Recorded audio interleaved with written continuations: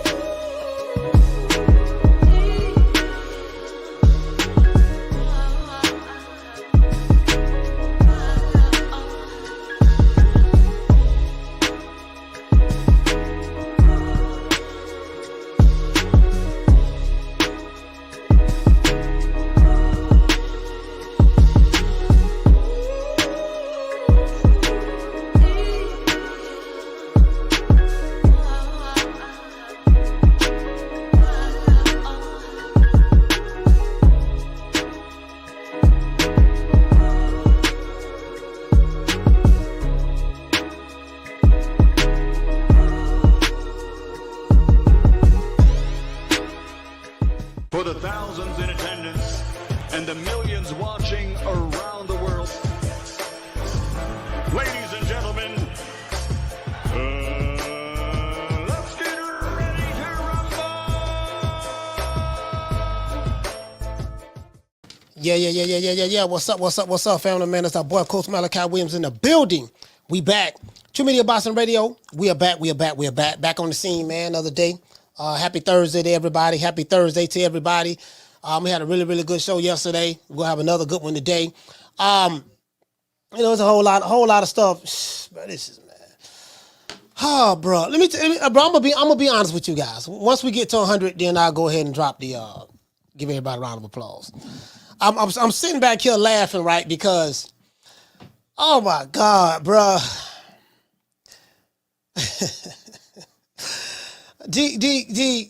The American boxing scene online is the funniest shit going on today. This shit, the American boxing scene, the boxing Twitter, boxing YouTube, social media is hilarious. It's nothing less than a joke at this point. Do you get what I'm saying? And this is very reminiscent of what's going on in America today with politics. What we have a bunch of beta male behavior going on, like in politics. Whole lot of victimology. What is this called? The cancel culture, where people get so offended. Well, we can't offend other groups, and we're going to cancel you. And, these guys are so sensitive today. And what's the word I'm looking for? Oh, man. What's that word I'm looking for, dog? I got to write it down. As soon as it comes to my head, I'm going to write it down. In today's time what's that word? What's that word, man? Damn, the word I'm looking for, man. Not estrogen overload. It's definitely estrogen overload, but it's called something else. Not progressive, but it starts with a P. I think it starts with a P. I'm gonna think of it. It's bro, like it's the funniest stuff. Like, you see people, all of these different groups out, online. I be seeing them online, and everybody just not pluralism. No. I'm saying that everybody just so not pussification. They just so it may not start with a P. I'm gonna think of it. They just so sensitive, and you can't, you can't. You gotta watch what you say, and you have to be careful and be sensitive to other people's feelings. And it's gonna come to me. It's gonna come to me, bro. Like, I'm just saying, cut from that cloth. I'm anti-cancel culture. I'm anti I'm anti all that shit. I'm anti, you gotta be careful, and you gotta be sensitive to other groups. Man, damn all. I'm anti all that there, bro. I'm anti all that. True. Yeah. I'm anti all that. I'm standing on my square like a certified G. I'm standing on my square like Godzilla, looking at a monster that he's about. Pandering. Yeah, they want to pander. We got to pander, and what pandering is when you telling the other group that what they want to hear in order to make them feel good. That's not the word I'm looking for, but it'll come to mind. Yeah, I don't see the need to. Yeah, political correctness. That's the word I'm looking for. OG Crypto. Good looking. Let's give him a round of applause. That's what it is. PC, political correctness. One thing about Coach Malachi, I am the total opposite of political correctness. I'm the total opposite of that. True. Nigga, I'm offending everybody. Blacks, whites, Hispanics, Asians, Democrats, Republicans. Nigga, everybody gonna get it. Because I'm not here to pacify nobody. I don't give a damn about the feminist group feelings. I don't care nothing about the bussification, bussies. I don't care nothing about bussies. Don't care nothing about that. Again, like I'm looking to offend the feminists. I'm looking to offend the bussies. I'm looking to offend political correctness. I don't like none of that because it's soft. I don't like it. You argue from a position of weakness. Nah, I'm not here to bullshit. I'm not here to bullshit. I honestly don't give a fuck. I'm team fuck the other side for real. True. You know what I mean? So I'm a real man. So I ain't all that soft ass shit, all that cunt cooch ass shit, man. I ain't on that shit. And if I lose some friends along the way, or lose some people, some friends I've been knowing a long time, and along the way, so be it. I don't give a damn. Or if I lose some people who want me to pander to them, so be it. I really don't give a damn. You know what I mean?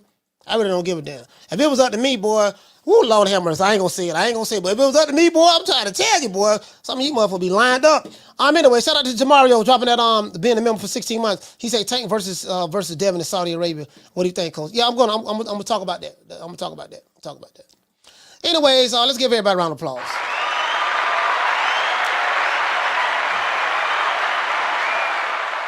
No, sir, but we do not give off no fuck nigga energy over here, boy. This is not the fuck nigga energy channel. This ain't it, boy. Nigga can kick rocks. I tell a nigga quick, just like you freely brought your ass over here with free will, you can freely take your ass back and leave. True. Unsubscribe and block yourself. Coach don't give a fuck. Anyways. Let's get ready to get into the show. Now, is Shawn Porter right about why Tank and Devin Haney fights will never happen, right? Why it won't happen, stuff like that, right?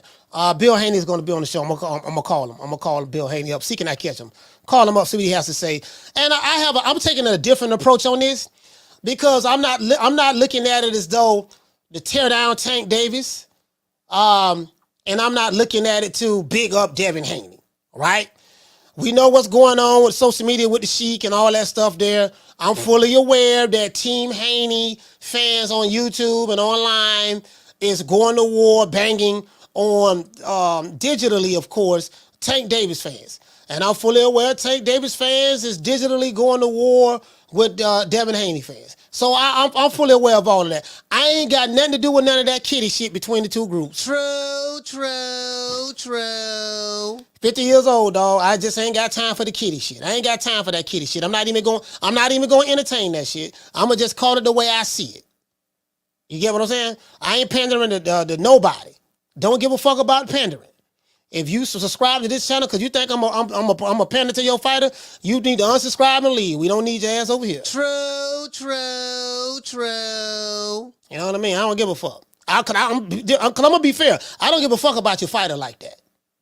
Only thing I care about is my old school fighters. I love Hart, love Hagler, love Ali, love Jack Johnson, Salvador Sanchez, doggone Archie Moore, Ezra Charles, doggone Hurricane Carter, Sugar Ray Leonard, Robinson, James Lifestyle Tony. I'm an old school guy. I don't give a fuck about any of your fighters like that that's going around today. I ain't impressed with none of them.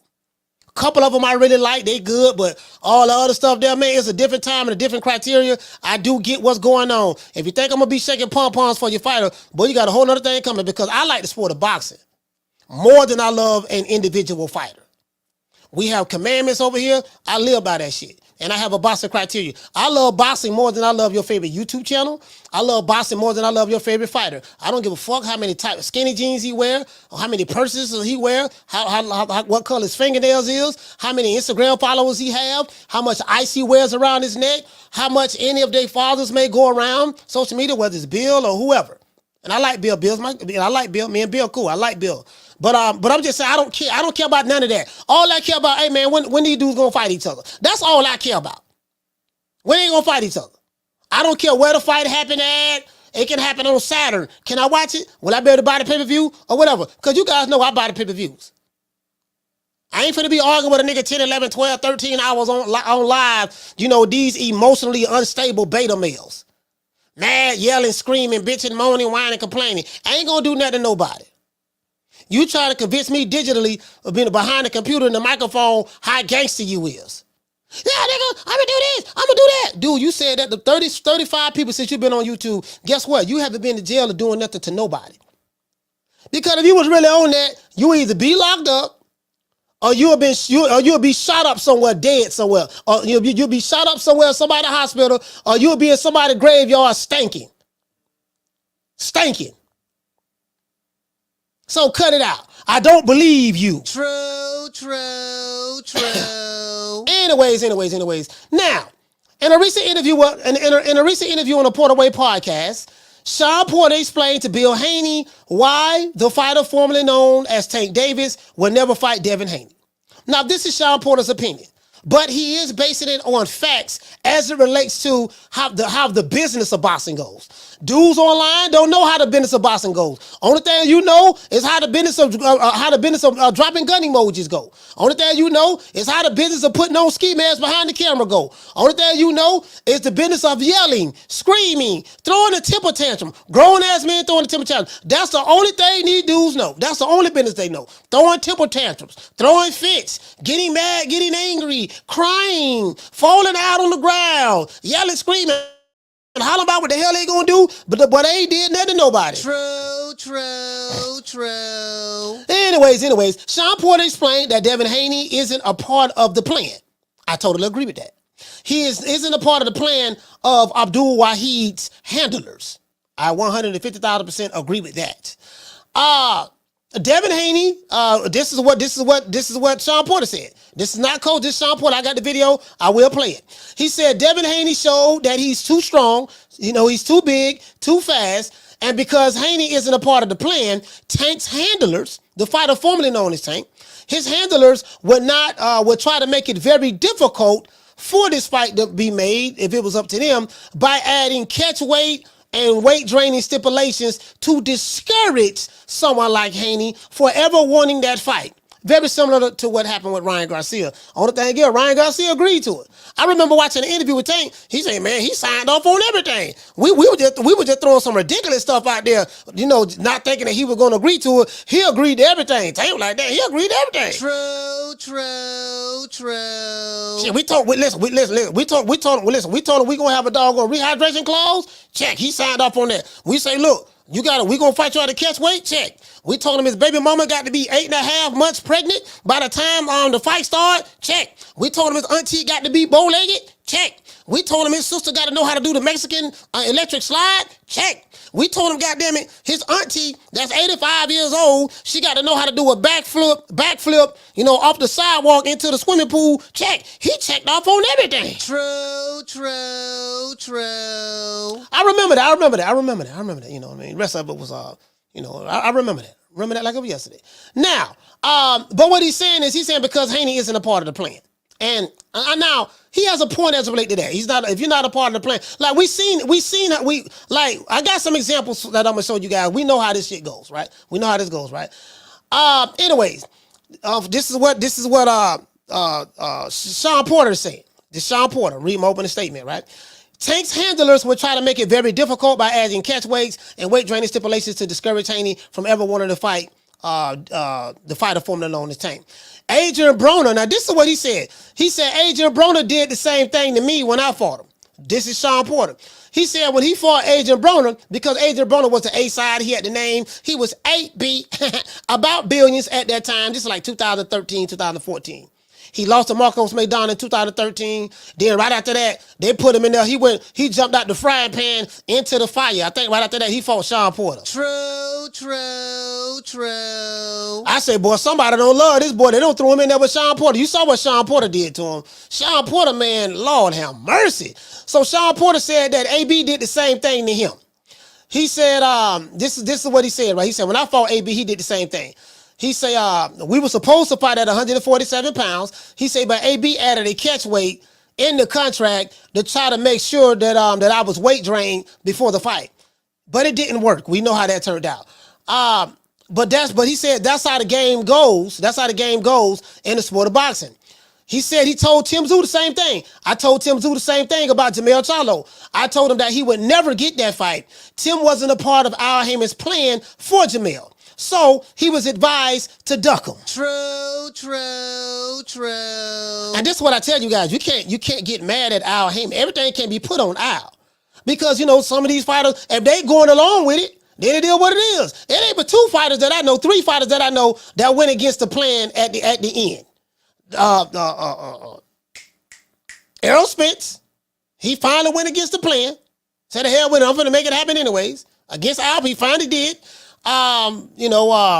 Deontay Wilder ended up leaving and went over there to the Saudi Arabia. You get what I'm saying? He like, man, Wilder don't blow so much money. He made money with Tyson Fury, but he paid a hell of a price for it.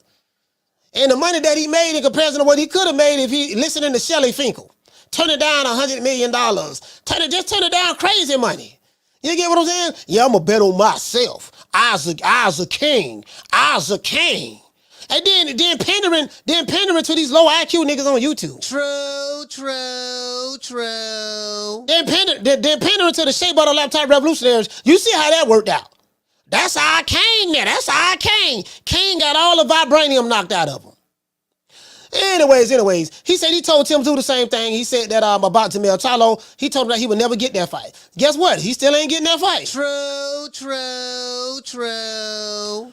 Shawn Porter said this is the business of boxing in a nutshell. And this is me saying this now. And man fans don't want to admit this. Man fans, right? This is why His Excellency, it got me saying it, His Excellency, Prince Turkey, is trying to make these fights happen. This is why boxing fans are starting to believe certain fighters are bubble wrapped. Certain fighters are bubble wrapped. They hide and ducking and dodging and stuff like that. But again, you can't put it all on. You can't put, like, Al Heyman is the perfect scapegoat. I will say that he is the perfect scapegoat. But you can't put all this on Al. I'm not gonna do that because I ain't got no issues with Al Heyman myself. You can't put all this on Al. Like, look, some of these fighters, some of your favorite fighters, man, they just ain't got no nuts like that. But this bum is taking the easy matches, fighting other bums. They cherry picking, ducking, and want to fight bums. And that's the reality of the situation. You get what I'm saying? We saw this play out with Errol Spence and Terrence Crawford. For 5 years, we've heard everything from sign the contract, 60-40, 70-30, 80-20, take whatever we give you. You on the wrong side of the street. Top rank Toby. You know what I mean? You ain't fought nobody. You know what I mean? We heard all that too. Spence doing the heavy lifting. When they said he doing the heavy lifting, I thought this nigga was in the gym, like working out, lifting weights like I be doing. What you mean he doing the heavy lifting? What you mean doing the heavy lifting? What that mean? Yeah, he doing the heavy lifting. Yeah, man, he doing the heavy lifting, dog. Yeah, we strong. We got muscles. We strong. We doing a whole lot of heavy lifting. Hold on. Let me see something.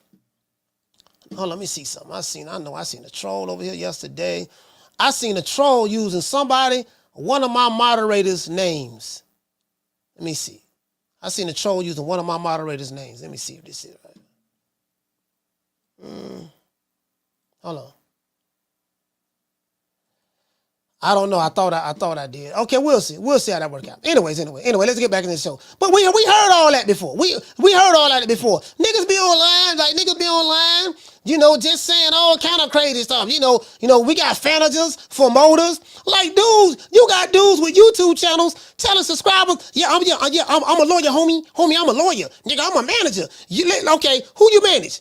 Damn, why you ask me that question? Why you didn't take my word for it? Nigga, I'm a lawyer. Nigga don't see doggone Doogie Howser, which is the thing that's a hospital show. Nigga don't see any heat of the night. Hill Street Blues, Miami Vice, The Mob Squad, Magnum P.I., Cannon. Nigga don't see CSI Miami. You know what I mean? Nigga don't see a couple of shows hollering about he a damn lawyer. Man, sit your ass down somewhere. True. And these low IQ niggas in boxing on YouTube so goddamn dumb, they fall for every goddamn thing. Yeah, he a lawyer. Yeah, he using big words. He using big words like probability. He said see the probability of something like that happening in today's time is slim to none. Did you hear the way he put the word together? He said probability. True. Dude, check this out. You literally have grown-ass men in their 40s, 50s, and some of them in their 60s following fat, bald-head, black, Krispy Kreme donut-looking country niggas from Milwaukee, paying membership fees to be a part of a group of losers. Literally.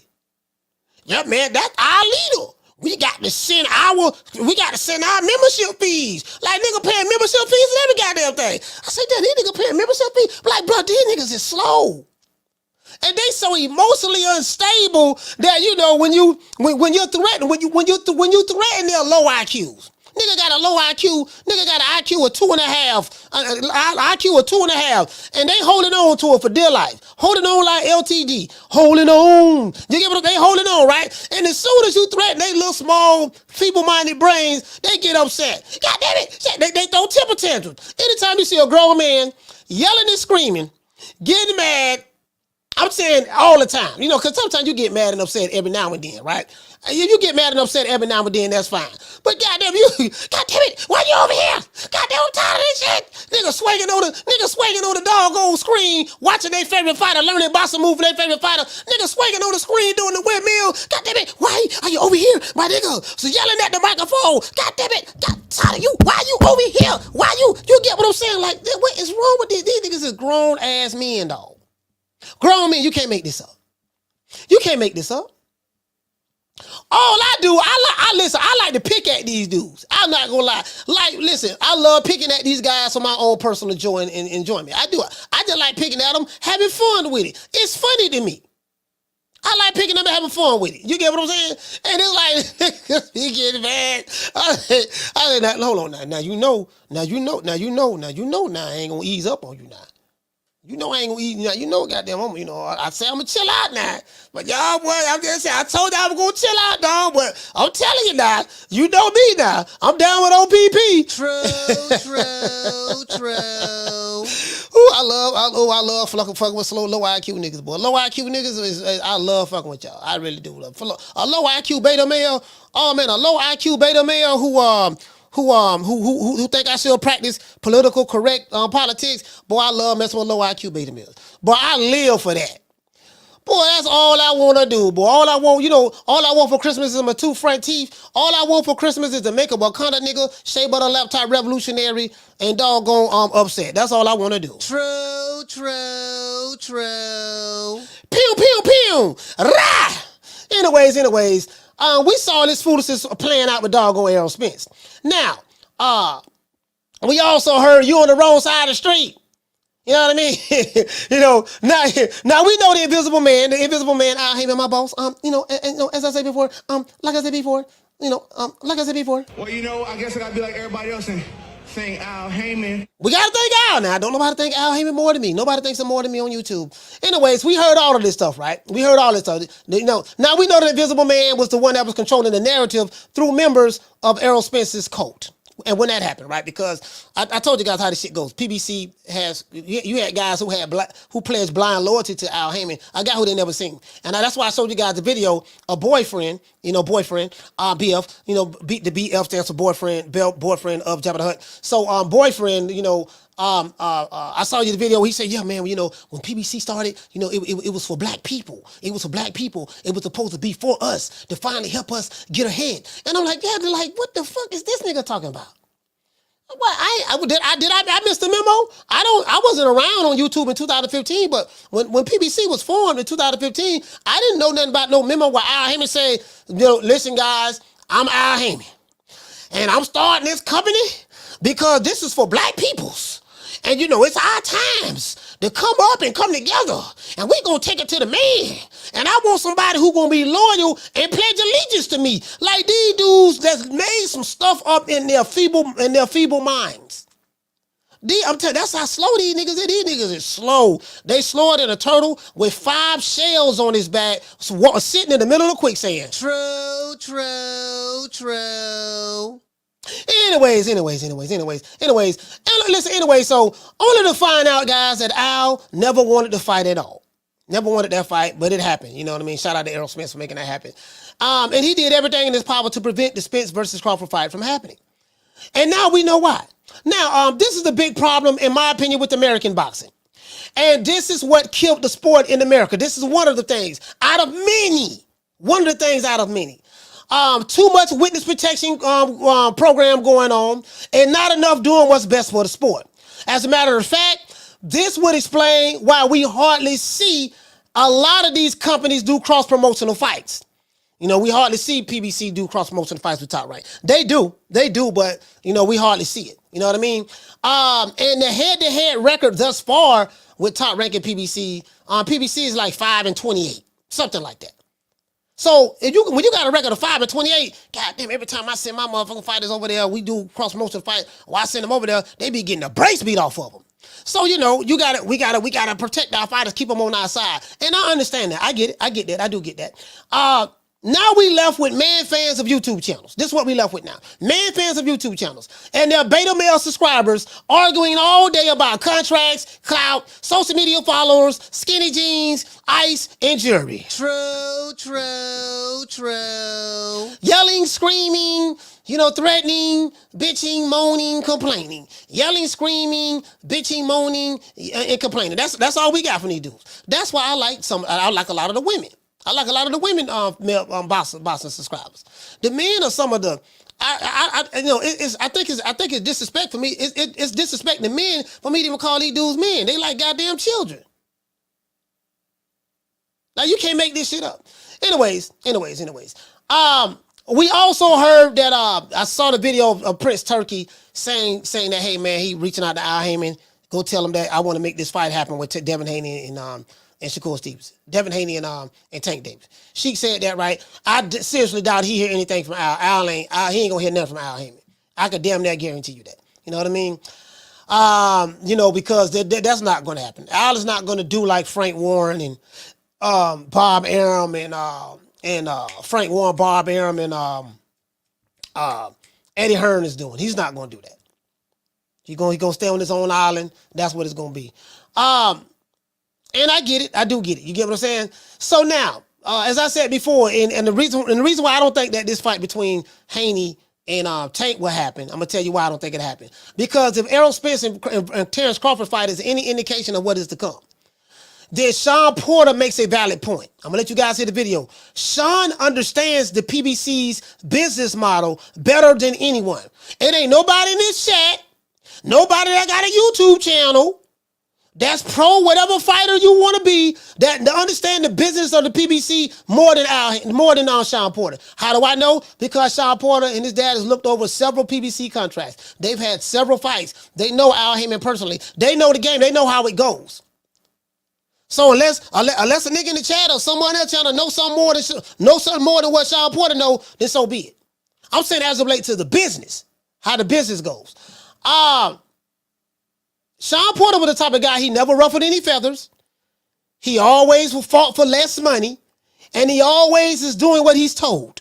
That's Shawn Porter. Well, look, man, I ain't got nothing to say about that, man. I'm going to do what I told. This what I like. That was Shawn Porter. Shawn Porter was the ultimate company man. True. He was the ultimate company man. And even to this day, he's like that right now with his podcast. He's still an ultimate company man, right? What do you guys think about what Shawn Porter had to say in this interview, if you heard it with Bill Haney? If you'd like to become a sponsor of today's show, send a cash app to the $ True Media Today USA. And for corporate sponsorship, get in contact with Coach at CoachMalachi.com. Let's give everybody a round of applause.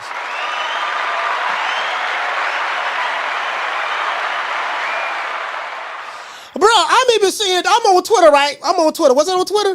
I was watching a video for Ring IQ. Shout out to Ring IQ. I'm watching the video for Ring IQ. I watch a couple content creators. I watched a video from Ring IQ, and I didn't know because I didn't listen to this. I think this was on Twitter, right? Nigga, dudes on Twitter, and I heard they was crying on the boxing boards. I didn't hear that, but they were crying on the boxing board. Nah, man, we don't need nobody. We don't need our fights with Devin Haney, a fight that ain't gonna happen. Devin Haney and Tank, that fight, the fighter formerly known as Tank, that fight ain't gonna happen. But we sitting there arguing about something that's not going to happen. No, we don't need that fight to go. We don't need that fight to go to Saudi Arabia. No, I'm looking at this one dude on Twitter, right? Y'all check this out. These niggas, boy, I'm trying to tell you, boy, these Shea Butters, boy, these Shea Butters, boy, these Wakanda niggas is a special group of people. Wakandas are special, dog. I'm talking about special. This dude right here say no. That's a Black America fight. Y'all can have the heavyweights though. You get what I'm saying? That's the dude on Twitter right here. I saw this on Ring IQ. But I bust out laughing. Michael Benson said His Excellency Turkey Al-Sheikh has said he wants to bring Gervonta Davis and Devin Haney to fight in Saudi Arabia. He said I want him. He talking about Davis. And I send a message to Al Heyman. Let's do the job, brother. I want to see Haney in my country. That's what he said. This dude right here say, wait a minute, now. Hold on, now. Wait a minute, nah. That's a Black American fight. Y'all can have heavyweight, though. So now, I guess he's supposed to be pro-Black American. This probably want to be the same niggas that tear down other Black American fighters in the name of bigging up other Black American fighters. So this is someone. Now this Wakanda logic right here. This another dude right here. This dude say no. He say this is a fight that gotta happen in the States. Ain't nobody watching this shit at 6 p.m. This fight could be a literal event for Black folk. True. Oh, this dude like, no, wait a minute now. This here for the revolution. We need this over here. This is an event for us. This is an event for us. Oh, bro, you can't make this up. Let's give it, let me go ahead and get ready to get into the show. Now, before I get into the show, I gotta say all praises due to the Most High, the Most Exalted, the greatest human being on the planet Earth. Al Heyman is greater than your mama. Anybody in the chat? If you got a mother, guess what? Your mother ain't greater than Al Heyman. If you have a father, your father is not greater than Al Heyman. If you have children, your children are not greater than Al Heyman. I guess I got. Hold on. I hit the button on accident. If you go to church and you pray and pray to a deity, whether it's God, Jehovah, Dios, whatever deity it is, you know what I mean? Jesus, Allah, Moses, Muhammad, guess what? None of those deities or prophets of the past or leaders or anything like that is greater than Al Heyman. Y'all better bow down, get on your knees, shut up, be quiet, humble yourself, and worship the Holy One, the one that we don't see, the invisible man, Mr. Al Heyman. Well, I guess I gotta be like everybody else and saying Al Heyman. I can quit my job now, baby. 6 figures, baby. You feel me? I'm about to But a name. Do you have a name? Oh, nah, I ain't got no name, Name them names, man. They know who they is. Name them names, please. The names need to be named. They know who they is. The Mexican monster. I just want to throw that out there now. Anybody ain't praising Al, I'm pulling up. I can tell you that right now.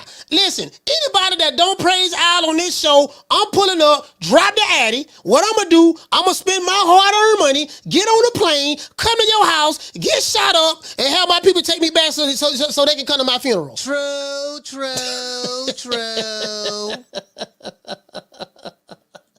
Hey, you know what? I'm 50 years old now, so I still don't understand the drop the addy. Nigga, drop the addy. I'm like, oh, what? Okay, what? Like, I don't understand the drop the addy. Like, what's the point of dropping? Okay, so I'm gonna give you my address, and then what? Okay, I'm gonna give you the address, and then hold on. Okay. Look at this straight. I'm gonna give you my address, and then what you think gonna happen? Like, what's gonna happen? I got shooters, homie. Drop the addy. And you saying all that to say what? Pew. Right. Come on, man. Pew. Right. You drop that and say what? Listen. What you spent? So you finna come over here and get fucked up, huh? That's the only thing. That's the only outcome. Wait a minute, nah. Hold on, nah. We got we can do it. I gotta call these Nick Sacks, the niggas. Hold on, nah. Wait a minute, nah. Hold on, nah. Hold up, nah. Now I'm trying to tell you, now I got a shooter now. I sent me and my boys over there. Me and my boys, we don't even play. Oh, you and your boys, huh? Okay, I'm gonna send your boys now. All right, a whole bunch of broke niggas. What y'all gonna do? So you gonna put your $2.50? You gonna get your $2.50. He gonna put in $2.50. So $2.50 plus $2.50 is $5. Plus $2.50 and $2.50 more is $10. So y'all gonna put $10 together and do what? What y'all gonna do? Hold on now. I had to send my money to my leader. I sent my money to my leader now. I sent it to the leader now, and my leader is leading us, and he gave me instructions. Okay, he gave you instructions. Instructions to do what, sir? Okay, he gave. Now what you gonna do? What you gonna do with them instructions? How you let up? How some grown men, I just want to say this before I get into the show. How some grown men let a fat, black, bald head, crusty, Krispy Kreme donut looking nigga pimp them and y'all sending this man membership fees? I thought dudes, especially dudes from New York, I thought y'all was smarter than that, man. I thought New York niggas was smarter than that, bro. Like New Yorkers was always looked upon as being very, very smart and, everything is fast in New York and city slickers and stuff. Y'all got country niggas, got y'all paying membership fees? You can't make this shit up. You get what I'm saying? Anyways. And again, I don't want to throw anybody under the bus. I don't want to throw nobody under the bus. Shout out to Proctor. Dropping a $2 super chat. He said, Duke House a fag now. Hey, shout out to Swift. Hey, okay. We're dropping that quarter of a bam, dub on your boy. Hey, Leroy. Super chat received. Playtime's over, boy. He said, we got to praise the brother man that don't use his own money, but the money of the other man to make subpar fights. He don't want that Arab money. Hey, Swift, look here, man. Look here, brother. Again, I don't want to throw anybody under the bus. This is a pro PBC channel. There would not be any Al Heyman blasphemy going on today. There would be anybody say anything about Al Heyman. Riley, talk to him. Look, fuck you. Fuck the plane you flew in on. Fuck them shoes. Fuck the socks with the bell on it. Fuck them cheap-ass cigars. Fuck your yuck-mouth teeth. Fuck your hairpiece. Fuck your chocolate. Fuck Guy Ritchie. Fuck Prince William. Fuck the Queen. This is America. My president is black and my Lambo is blue, nigga. Now get the fuck out my hotel room. And if I see you in the street, I'm slapping the shit out of you. Hey, listen. I'm a country nigga from Florida, right? Hey, listen, and let me tell you something. Ain't no nigga pimping me. yeah. Nigga at home eating got a pork chop bone in his mouth. Yeah, dog, you don't got to do now. Yo, man, we got to do family tree. We got to slide now. I need some soldiers. See, I need some soldiers. Hey, baby, go give me the hot sauce. Give me the hot sauce while I put on the pork chop. Yeah. Hold on. Okay, hold on. Put the hot sauce on the pork chop. Yeah, I need some soldiers. See, I'm tired of nigga. We gonna slide. We gonna do this. We gonna do that. Boy, y'all niggas ain't gonna do shit. True. Anyway, let's get ready to get into the show. I'm finna drop these phone lines, man. When it come to boxing, we run that thing. Yep, that's right. I'm running things. Cream corn. That's why they call me that. Smooth. I got more measure for your pleasure. Stick with me, baby. I'll have you farting through silk. And let a nigga mess with me. I'll jump on him. All 93 pounds of pure dynamite. Oh!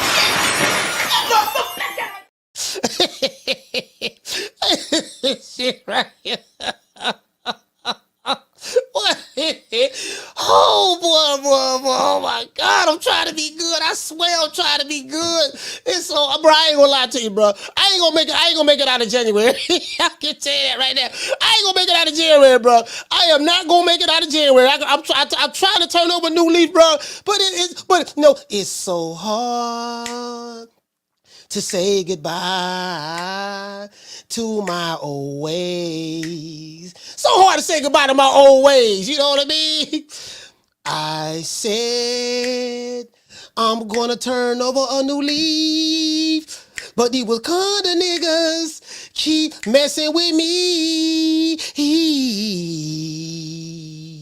It's so hard to leave Wakanda niggas alone. Oh, it's just so hard to leave these slow ass niggas alone, dog. Oh, pussy ass nigga, what's going on, boy? I'm telling you, boy, I'm knock your fuck ass out, boy. Blow for blow, pound for pound, nigga. I got the title, nigga. I'm telling you, boy, for the knock one of you will come the niggas out. Nigga, I got these hands, nigga. I'm throwing them paws at the nigga for the knock your ass down again, nigga. Get your ass back up, nigga. Don't run, nigga. I'm telling you, boy, I want a hold of smoke, nigga. I'm throwing them paws, nigga. I'm putting them hands on you, nigga. I told you what I'm gonna do to you, nigga. Catch you with the check left hook, nigga. Check left hook, nigga. I told you, boy, pound for pound, nigga. I'm the best. This more action than any Devin Haney fight. Put these paws on you, nigga. I told you, I got your backing up, nigga. I got your backing up. Nigga, watch that check left foot, knock your ass down again, nigga. I'm telling you, boy, it is what it is, nigga. I'm gonna make it do what it do. I'm telling you, boy, we ain't even playing over here, boy. Hey, you know what I've been noticing, man? I like Bless 365. She's a moderator, but it showed that she's not one. I noticed this yesterday, bro. Like some of the dudes, people who were like, oh, you know what, man? But then I see what's her name is back a moderator. I ain't even doing that. Anyways. I'll take care of everything. I got it. Anyways. Hey man, we finna get ready to drop the show, man. I'm finna go ahead. We finna take a short station identification break. And as soon as we finish, goddamn it, I'm dropping the phone lines. It is what it is. What's my name? My name is nobody, and I don't live nowhere, and I don't know nothing. I don't know because I know that you gon' tell God on Jesus, kiss a Judas, silver pieces, monkeys acting in the monkey show. Gangsta monster killer, silverback. Where is your rap sheet that you never explains? Moving fast, thinking slow. Dummy clown, silly Billy, need a hug. Thugs on drugs, monkeys acting in the monkey show. Anyways, we got so many tough ass gangster niggas in boxing on YouTube. He's some of the toughest niggas I've seen in my life. Nigga, hold on. Just because your favorite fighter can fight, what the hell that mean? That ain't got nothing to do with you. Yeah, nigga, my fighter be throwing hands, getting down. Nigga, you act like you in the gym training with him.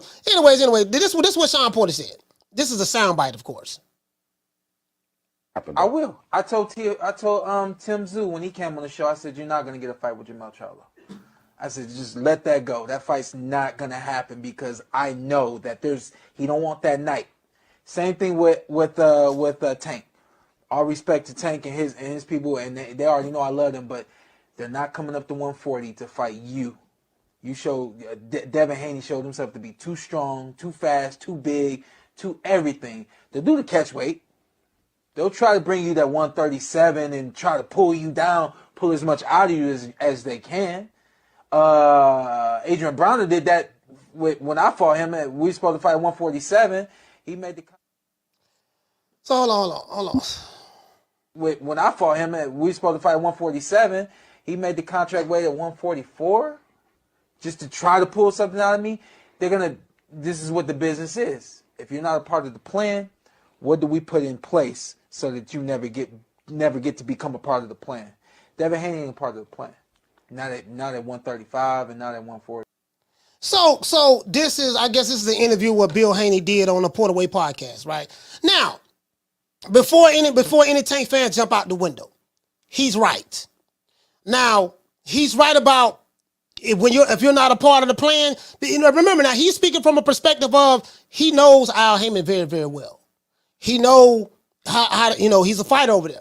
And when you're not a part of the plan, we see how things happen. This is why we don't get certain fights. This is why we had to wait 5 years to get Crawford and Spence. This is what this is. These guys have a plan, and they're not going to let anybody get in the way of their plan. Now, the only one that can stand up against the plan is the fighter. This is why I say you still can't get mad at Al Heyman.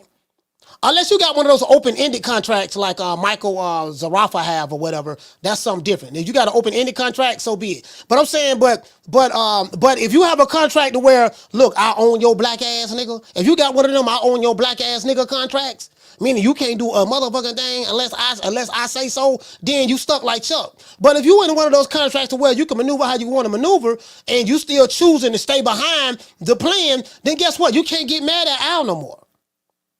Sometimes these fighters gotta take responsibility. You gotta look at your fighters. Because I know like these guys online, you make these guys your deities and you worship these fighters. And so, in your mind, your fighter is the greatest fighter in the history of boxing. He'll beat King Kong, Godzilla, Mothra, Gamera, Vegeta, Ultra Instinct, Goku, Lord Beerus. He'll whoop all them. Megatron and Optimus Prime the same night. And I get it. Trust me, I understand. I get it. Man fans. I like to call them man fans. More the man fans is of a man that's have an overly infatuation for another male fighter. That's what that is. True. So and then right here, they got the Sheik right here, right? We got Prince Turkey. Lord have mercy, got old Prince Turkey over there, man. I'm gonna let y'all hear Prince Turkey before I drop the phone lines. And then I'm gonna let y'all hear Prince Turkey. And what else I wanted to cover? We covered Shawn Porter. We going to Prince Turkey. I'm gonna let y'all hear Prince Turkey now. The Prince. Niggas holler about they get the shit. This man a real prince. Hey, I ride with that kid. I've been lucky to see concerts, the tennis, Djokovic versus Alcaraz. We've had so much going on. But boxing seems to be number one. Because I'm fans of boxing. This is why? Yeah. The boxing, and I talk now with, in the same time, I study it. I have people to study it, what I talk about. In the 70s and the beginning of the 80s, the sport number one in the world was boxing. Yeah. Now, I am very sad. In the last result I have, before we go inside it deeper, the boxing was the 14th. 14th. There is a lot of reason. Some of it, there is not a lot of fighters as a charismatic and character now. There is a lot of problem of the promoter. They doesn't want to do the strongest fight because it costs a lot. So he said the promoter don't want to do the strongest fight. Basically, then what he's saying. But this bum is taking the easy matches, fighting other bums. Niggas, the promoter don't want to put the big fights on, the best fight. That's what he's saying. They don't want to put the best of the best fights coming on. You hear dudes online, they want to argue about, but my fighter will knock your fighter out. Tank will whoop Devin Haney. Devin Haney will whoop Tank. Shakur whoop both of them. Devin Haney will whoop Shakur, whoop Tank. Like we hear these arguments all the time online, and you heard what he did in sparring? Look what he did in sparring. So let me get this straight. We hear all these stories about all these fighters beating each other up in sparring, but we can't see no stories of them guys beating each other up actually in the ring. True. I gotta hear sparring stories from 1979. Now you remember what? You know what they said happened in sparring now. I said, okay, cool. What that got to do with them fighting in the ring today? Oh, hold on now. Wait a minute now. We ain't doing none of that there now. See, my fighter doing the heavy lifting. My fighter, he the cash cow. He making more money than your fighter. Sir, what does that have to do with the president in China? Everything. You don't know business. Sir, you got a net worth of 2 figures. That nigga that got a net worth of 2 figures can't tell me nothing about no goddamn business. True. You got a PS5 on layaway and you owe your baby mama $50 that you bought 2 weeks ago, and y'all making payments on a rental center furniture, living in a Section 8 house in the hood, and you trying to talk to me about business. Sir, you are not qualified to talk to me about no goddamn business. True. Anyway, you need to focus on how you gonna buy some more cereal, put the cereal back in the house, because you eating all the churning cereal, you drinking all the churning milk, drinking all the juicy juices, eating all the variety packed potato chips, smoking Nick Sacks, dishes piled up in the sink. You need to figure out how you gonna replace them churning cereal, because them churning hungry, dog. True. Anyways. Some fighter doesn't want to do the strongest fight. Yeah. And there is 4 belt. So many problems. So many problems. I don't have the magic. I have something more powerful than the magic. Behind me, there is 2 big mountains. You cannot see the end of the mountain. The king and the crown prince. Yes. Lord! What we are. You heard what he said? He said, I don't have the magic. I have something that's better than the magic. He said he got the kingdom behind him, dog. True. This ain't none of the YouTube kings. You know, y'all be talking about, nigga, that's my king. He's a king. No, this a real king right here. That's a real king talking. This ain't none of these imaginary kings. The Wakanda kings. The king of Zamunda. This ain't no Zamunda kings. Some kings you niggas be making up online. Nigga, that's my king right there, boy. Don't be talking about my king. No. He got some real kings behind him. True. Yeah, this ain't none of that YouTube shit yo nigga be talking about. Yeah, nigga, that's my king right there. Niggas ain't got no kingdom. He ain't got no kingdom. I'm like, you get what I'm saying? No, this man say he got 2 mouths and you can't see the end of the mouth. That's all I'm saying, fam. Anyway, I'm finna bring that right there. We cannot do this without their support. There are so many different events in Riyadh. He said we can't do it without their support. So he got, hey, look at man. Listen, he ain't got none of this. He ain't got none of this doggone, these Nick Sack arguments that be going on online. My fighter the cash cow. 60, 40, 70, 30, 80, 20. Take whatever we give you. We making big money over here. We making big money. Okay, broke out nigga, shut up. You ain't making nothing. Anyway, the prince say, you heard what Prince Turkey say. Prince Turkey say we got unlimited funds. Look, dog, the money ain't no issue. If money's what you talking about, we got that deal. Hold on now. Wait a minute now. Okay, he got the money. Shit, what am I do now? I gotta find a new and more creative way to duck. Cause I told him, look, I need big money. If you want me to fight, I need big money. How much do you need? I need big money. How much do you need? I need at least about 20, 25 million. No problem. I'll give you 30. What's up? You give me 30? Yeah. Shit, god damn, boy, what was that $30 million? I gotta find another way. Booger Ray, get up there and talk to him. Yes, coach, I know what the sheik said, 30 million, but you know my fighter is a star. I mean, we would not be dictated to what to do with our fighters. Like, we know what we're doing over here. I don't know what they have going on over there in Saudi Arabia, but over here, we're getting to the money over here, buddy. We got the big bucks over here. True. You can't make this shit up.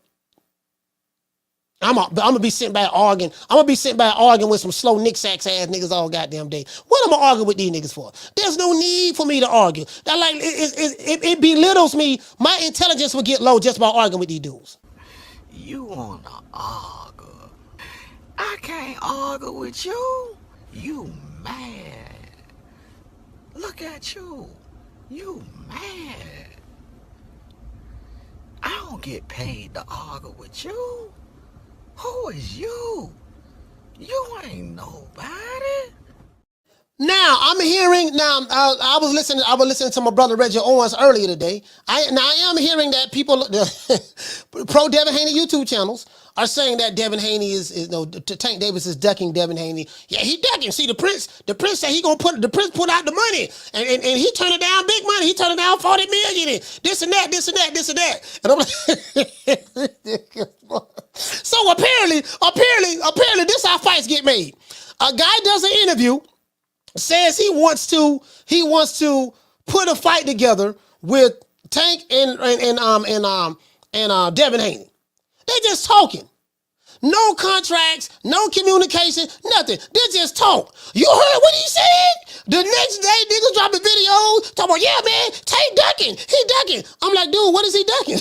What is he ducking? Yeah, the prince say he putting out 40 million. And nigga know what he turning down 40 million. Like where? I get it. You riding for Devin Haney. I understand that. You want to ride for him. Spin whatever narrative you want to spin. But like, dude, they literally, the man just dropped the interview yesterday. He turning it down. How you? Oh my God, this shit is so fucking remedial, dog. I got a 9-year-old and an 11-year-old, and they don't even act like that. Anyways, man, we get ready to drop these phone lines, man. Let's get to the super chats first. Let's get the super chats out of the way. This is too much. And hold on, what he say? We gotta put. I already got that. Hey, shout out to Don Proctor. Hey, okay. We're dropping that half for bam dub on your boy. Hey, Leroy. Super chat received. Playtime's over, boy. He said, "What's your take on Evander Holyfield as a boxer?" I think very highly of Evander Holyfield. That's my take on him. Real deal, that's my take on him. I think very, very highly of him. Real deal, Holyfield didn't duck no smoke. He falls into the boxing criteria. Real deal, Holyfield is a legend. He had the right name, the real deal Holyfield. He's the former undisputed cruiserweight champion and champ and and heavyweight as well. I answered that question, fam. Real deal, Holyfield is the real deal. That's what I got to say about him. If you know anything about me, bro, I revere, I love my old school fighters, the ones who put the work in. Shout out to Mr. Calderon. Hey, okay. Dropping that quarter of a bam dub on your boy. Hey, Leroy. Super chat received. Playtime's over, boy. He said, I just want the Prince to sit down with every sanctioning body and major promotion at a Godfather style meeting and buy them all out. I mean, listen, bro, they gonna bow down to the money. At the end of the day, they gonna bow down to the money, dog, and I get it. And you know, it is what it is. Down from the bar, there's a platform stage. People pimping, sharp as razor blades. Also, I just saw a video, a tweet from Ryan Garcia.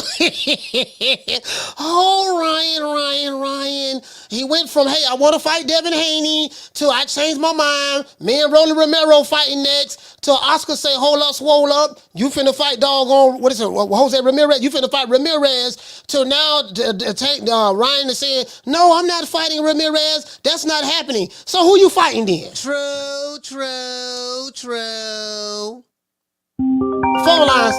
Phone lines open, man. 530-494-9636. You want to talk some shit? Call me. Start some shit, bitch. Sup, fool? You gonna talk shit about me, homie? Where you from? Hundreds of niggas is waiting for your motherfucking call, and they all talking shit about you right now. Call the coach at 530-494-9636. We waiting on your bitch ass. Caller, what's your name? Caller, what's your name when you calling from? Jamie from New York. Jamie from New York. Talk to me, fam. Coach, I don't know anything about the business of boxing, but Shawn Porter does. I know he kept it 100. I'm going to believe everything he says. I mean, you know, he was a boxer. He was a PBC fighter. They know how they operate over there. You know what I'm saying? I heard what Adrian Broner did to him. I heard about that in that interview. I had no idea. Yeah, I remember that. He knows. I remember when it happened. I remember that. He was. Oh yeah. Oh okay. Yeah, I remember. I don't remember. They fought at the catchweight. But yeah, man. But you know that's how the PBC rolls. He knows. So I'm gonna go with whatever he says. He knows boxing, so we can't argue with him. Can't argue that. And Ryan Garcia, I hear now he's turning down fights. You know, championship fights, man. You know, and that's crazy to me, man, because these kids, man, they all have the same dream to be champion, but the opportunities are there. They won't take them. You know, salute to and respect to the Prince. I know he's trying to bring boxing back. I love it. I like what they're doing over there. And that's it, Coach. That's all I got, man. I'm gonna let you go, man. All right, salute, fam. Keep doing your thing, brother.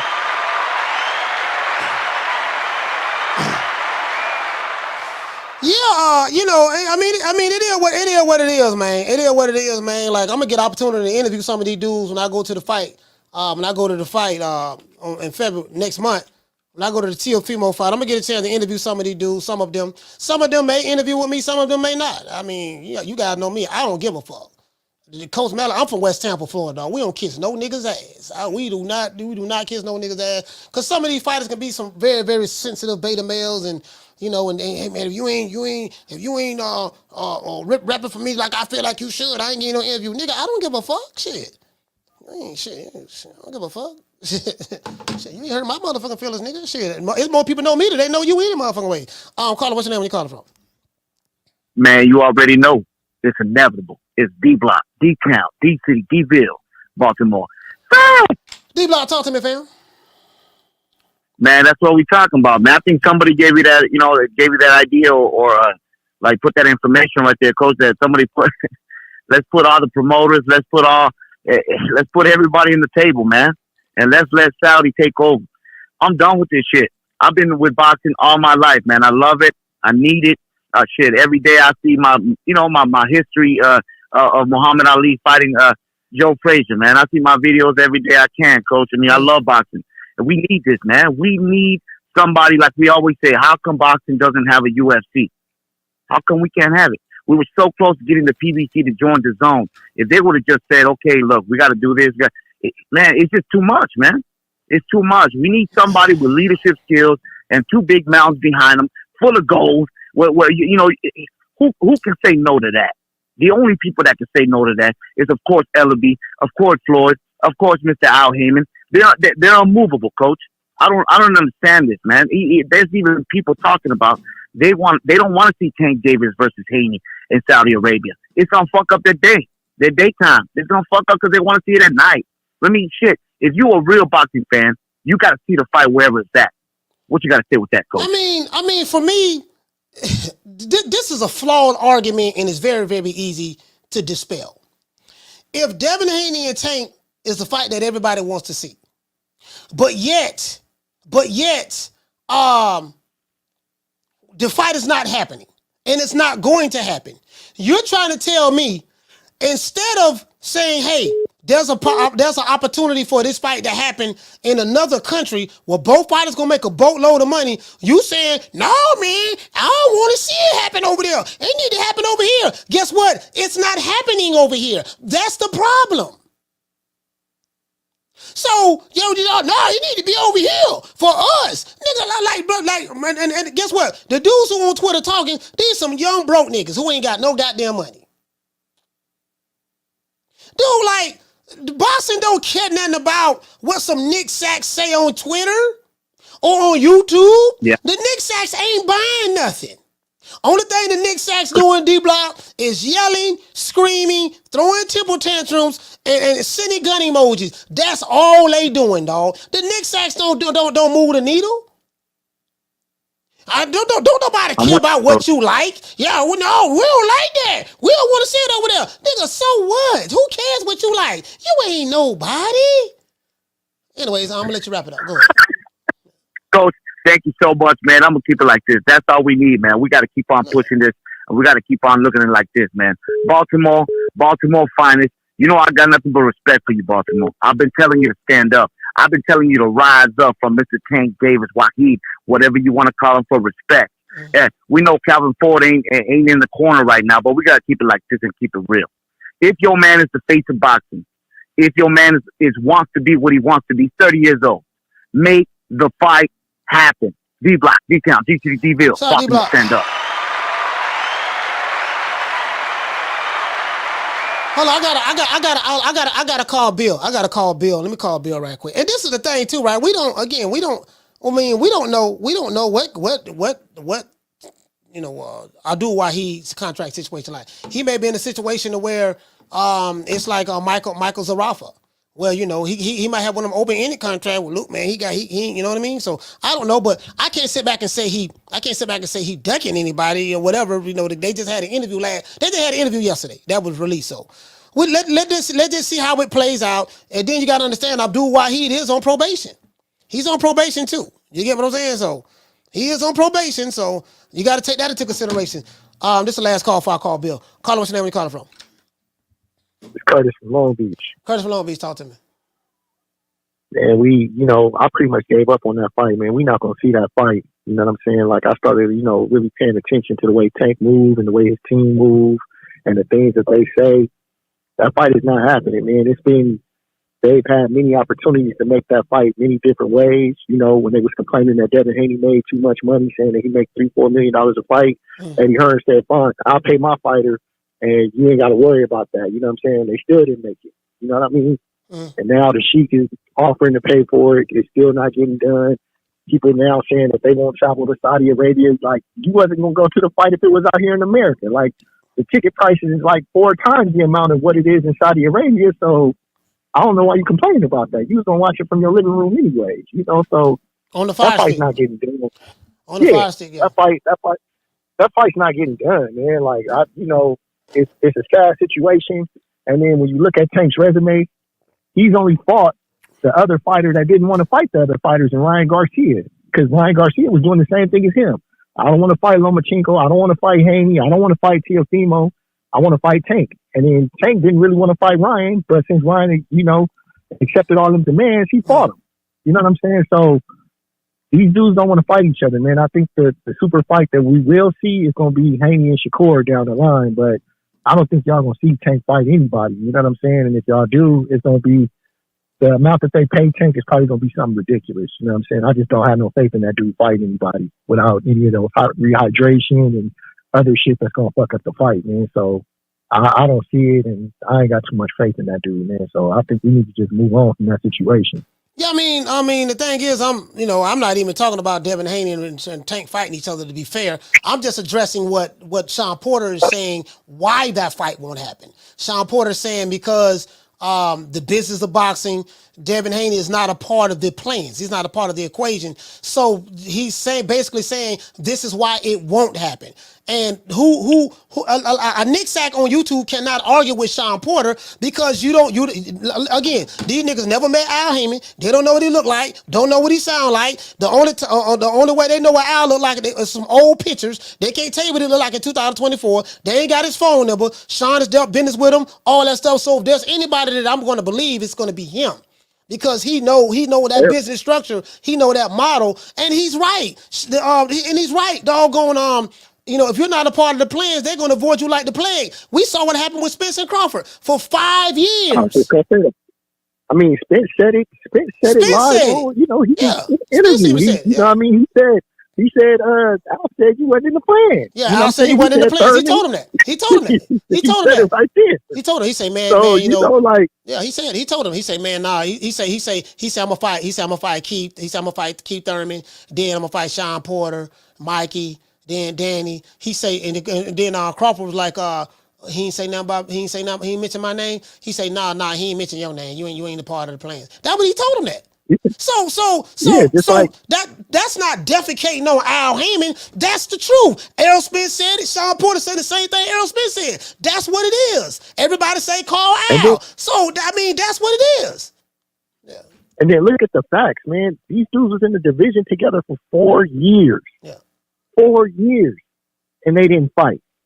And it would have been more beneficial for Tank to fight Devin Min versus now because he's got like Shawn said, he's gotten bigger, he's gotten stronger.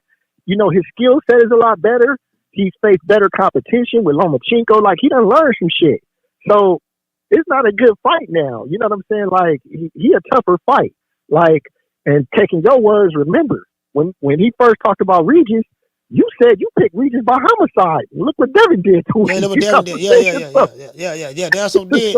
Yeah, Devin shit. A lot of people pick Regis. Yeah, as a matter of fact, it should have been Devin by homicide, to be fair. Yeah, a lot of people pick Regis. So that tells you how much better he's gotten. So I don't see that fight happening, but hey, like you said, Shawn Porter knows best. He know what he's talking about. He know better than all of us. You know what I'm saying? So I'm gonna keep listening. Good show, Coach. All right, shout out to Curtis Long Beach. Let me call Bill, man. Let me call Dollar Bill, man. See what's happening, man. See what's happening. Call Dollar Bill. See what's up.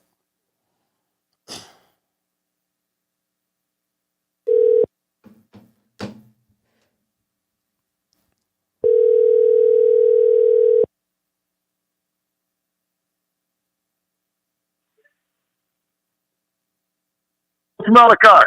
Yes, sir. My brother. We on the show, my brother. Man, well, salam alaikum. Salam alaikum to you and to everybody, man. Shout out to everybody in the chat and everybody worldwide. You know what it is. It's true media, so we keep it all the way true. You dig? So what's happening with you, Coach? Man, I was calling you, man. We having a good topic today, man. We got over 500 in the chat, and we got a good topic today, man. We're talking about Devin Haney and a couple of things. We're talking about Prince Turkey, His Majesty, okay. His Majesty. You know what I mean, Prince Turkey. No, it's called His Excellency. His Excellency, and he is excellent. He is Your Excellency Turkey Ala Sheikh. And it took me a minute. Yes, and it took me a minute to get. It took me a minute to just get the pronunciation of His Excellency, because we so often are confused, and we want to call people by that could be J-Bo or Lil Tim or Big Ricky and all these other things, but His Excellency Turkey Ala Sheikh is a new player, big fish, big player in the business of boxing right now, and doing a heck of a job. Because I was fortunate to have the pleasure of seeing something that I never would have got a chance to see, is Deontay Wilder, the Bronze Bomber himself, and AJ Anthony Joshua in the same building, one on the undercard of the other, hoping that it was going to be a build up to both of them being in the ring. I got a chance to watch and see that. opportunity to see those two guys in there going at it for a match and an opportunity that we in the world, we here in the United States, was only dreaming to see. Unfortunately, that for us and for the fans, but fortunate for the Parker family and everything that they've done, Deontay Wilder, was upstaged. So he, in my opinion, should be given a comeback, dust him off, get him ready. I mean, for surely the man has operated at the top of the game, and no longer do we need to give him an opportunity to have a resurgence of his heart, because his heart is not in question, but maybe he realigned with a strategy, from a strategy perspective. So I can't talk about enough about what Deontay Wilder did for boxing, and going over and aligning with Your Excellency Turkey Al-Sheikh to put on an event where Deontay was on the undercard and lost. Bill, you hear what I'm saying? Bill, so Bill, hold on, Coach. Bill, you talking Coach, for 5 minutes? 5 minutes straight, Bill. 5 minutes straight, man. Okay, all right. I had to talk good about it now. Can you talk to me, Coach? I can't say enough good about what's going on in boxing today. All right, so listen, man. So I see this. Listen. Okay, I see His Excellency Prince Turkey Al-Sheikh is saying that, hey, he wants to put together a fight between your son, Devin the Dream Haney, and the fighter formerly known as Gervonta Tank Davis, Abdul Wahid. Now, we do know that my brother Abdul is on probation. So he can't even leave Baltimore, let alone leave and go overseas to fight anybody. So that's an obstacle there. What say you about, I got a 2-part question now. Bill, I need you to summarize it for me. I just want the summary. You get what I'm saying? So I do know that, I believe the Sheik is serious. He said, hey, he wants to talk to Al Heyman. Do you think that Al Heyman would be willing to sit down and listen to what the Sheik has to say? Because Bob Arum is over there talking to His Excellency, doing business. Frank Warren is talking to His Excellency. Eddie Hearn is talking to His Excellency. Will Al, you know what I mean? Will Al Heyman talk to His Excellency to help make his fighter that he got papers on, Gervonta Tank Davis, a boatload of money? Well, for one, like I said, I can't speak but great things about both of the two men. Al Heyman, who's put on some of the biggest events that the world has seen, and in the boxing space, and then killed it. So them two guys not coming together would be beyond my belief or understanding that it hasn't already happened right now as we speak. So you cannot rule out that. You heard that Your Excellency Turkey Al-Sheikh has confirmed that he's reached out, and I don't know if they've gotten together or not.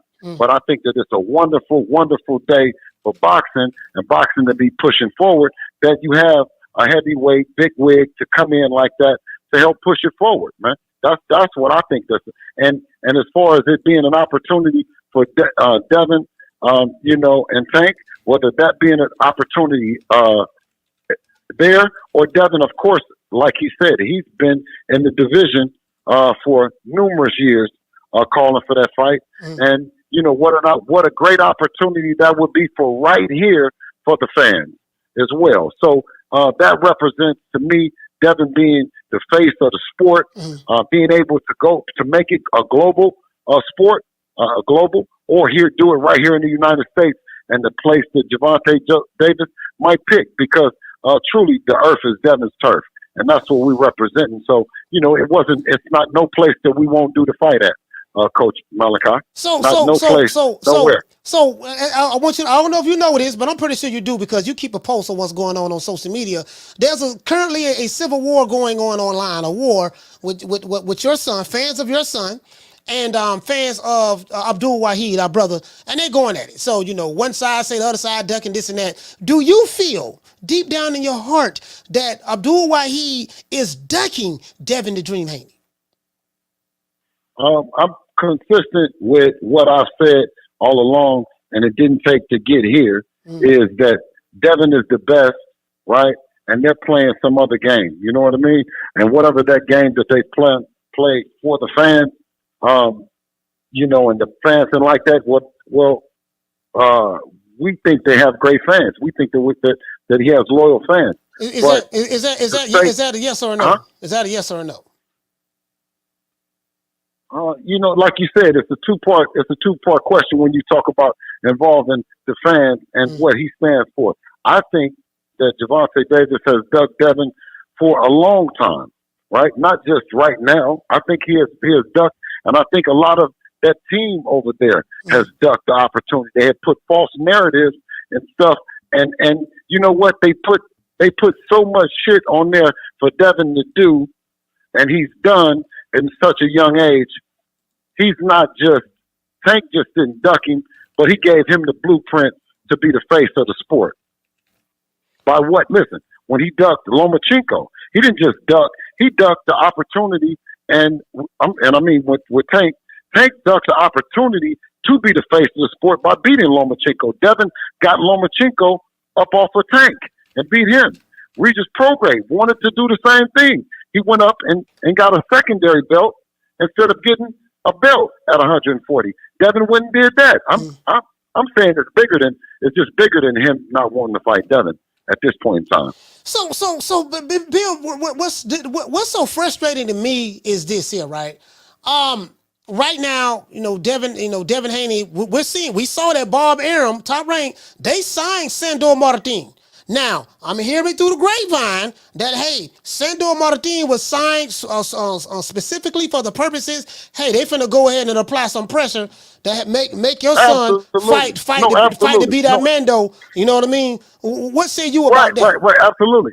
No, I say that Sandor Martin is a good fighter, well deserving of being at this stage and at this level of his career. He's a veteran of damn near like 45 fights or something like that, so he ain't nothing to play with, and for a team and a company like Top Rank, that's rich in tradition, right, that's very well versed and experienced, to go out and to sign a fighter just with the intention of having a shot at Devin Haney, no different than what Matchroom had done with Regis Prograis. So I always tell them, pick them. They pick him. I put him in front of Devin, and he's gonna knock him down. You know what I'm saying? So, if it's Sandor Martin or whoever it is, I expect for Devin to be victorious because he's the dominant fighter, and it's the Devin Haney era right now. So it can be anybody, Coach. So do you feel that? This is the thing, right? I know you guys. I don't know if you guys. I think you told me you was a free agent. You're signed to your own company. Devin Haney is signed to, Devin Haney Promotion. So he doesn't. Yeah, I work for Devin Haney, and Devin Haney has his own company. It's Devin Haney Promotions. All right, Devin Haney Promotions. So there are people that I saw that were complaining, calling the Boxing Voice. I didn't hear the phone calls, but people was telling me about it. That people are like, "Yep, man, we don't want the Sheik getting involved." As a matter of fact, I have a video, I have a screenshot right here, Bill, that I'm looking at. This brother on Twitter, Michael Benson, said His Excellency Turki Al-Sheikh said that he wants to bring Gervonta Tank Davis and Devin Haney to fight in Saudi Arabia. And he said that I want him, Davis, and I send a message to Al Heyman. Let's do the job, brother. I want to see Haney fight in my country. But there's a couple of people who probably pro PBC or whatever, they don't like that. This one brother said that, no, that's a Black America fight. Y'all can have the heavyweights though. So he said, you can have the heavyweight division. We can see the heavyweight division, but Tank and Haney is off limits. That fight belong over here in America. And another guy say, no, this fight got to happen in the States. Ain't nobody watching that fight at 6 p.m. This would be a literal event for black folks. So now, my problem is this here. You got black content creators, but black boxing fans on Twitter saying that, no, we don't want the Sheik to throw no fights anywhere but over here in America. And he say this will be a black event, this will be an event for black folks. The problem is you have a black advisor who acts as a promoter through promoters he works with. We've taken it too far. What I'll do is I'll speak for the culture. I'll speak for the down and dirty. I'll speak for my people, and I'll say we're trading guys for His Excellency Turki Al-Sheikh. We can trade those two guys in instantly.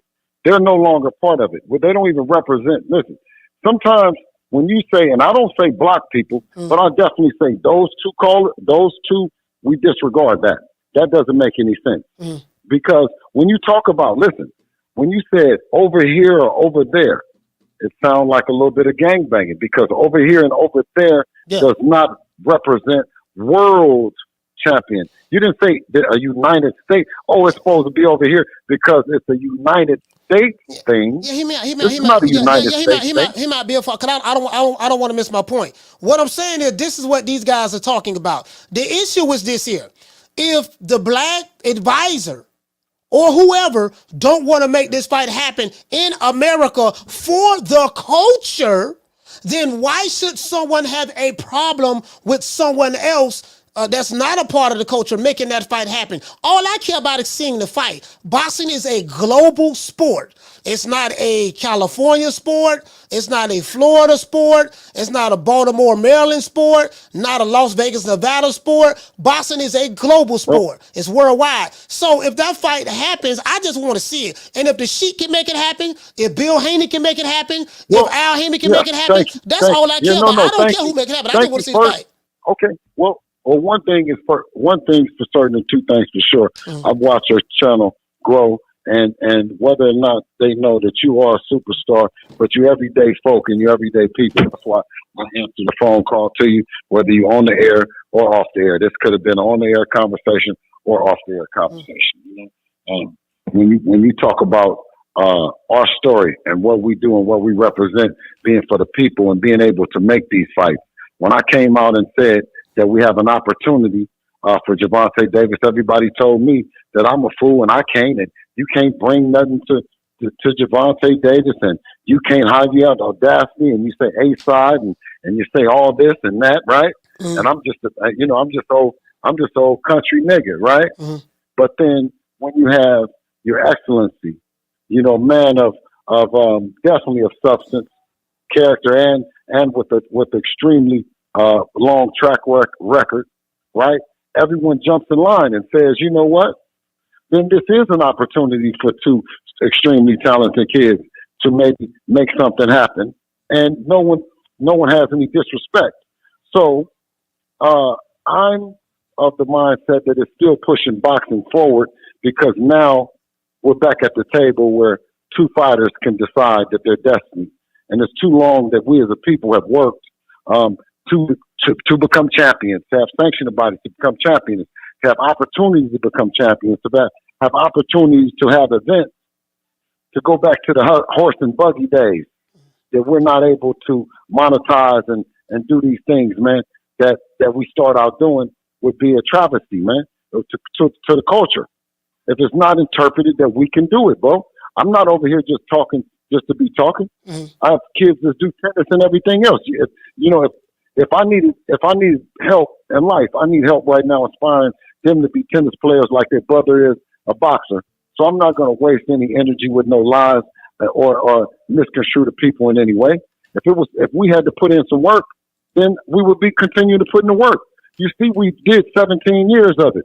If we needed to do one more year to develop, to get to the point that Devin is the best in the world, then so be it.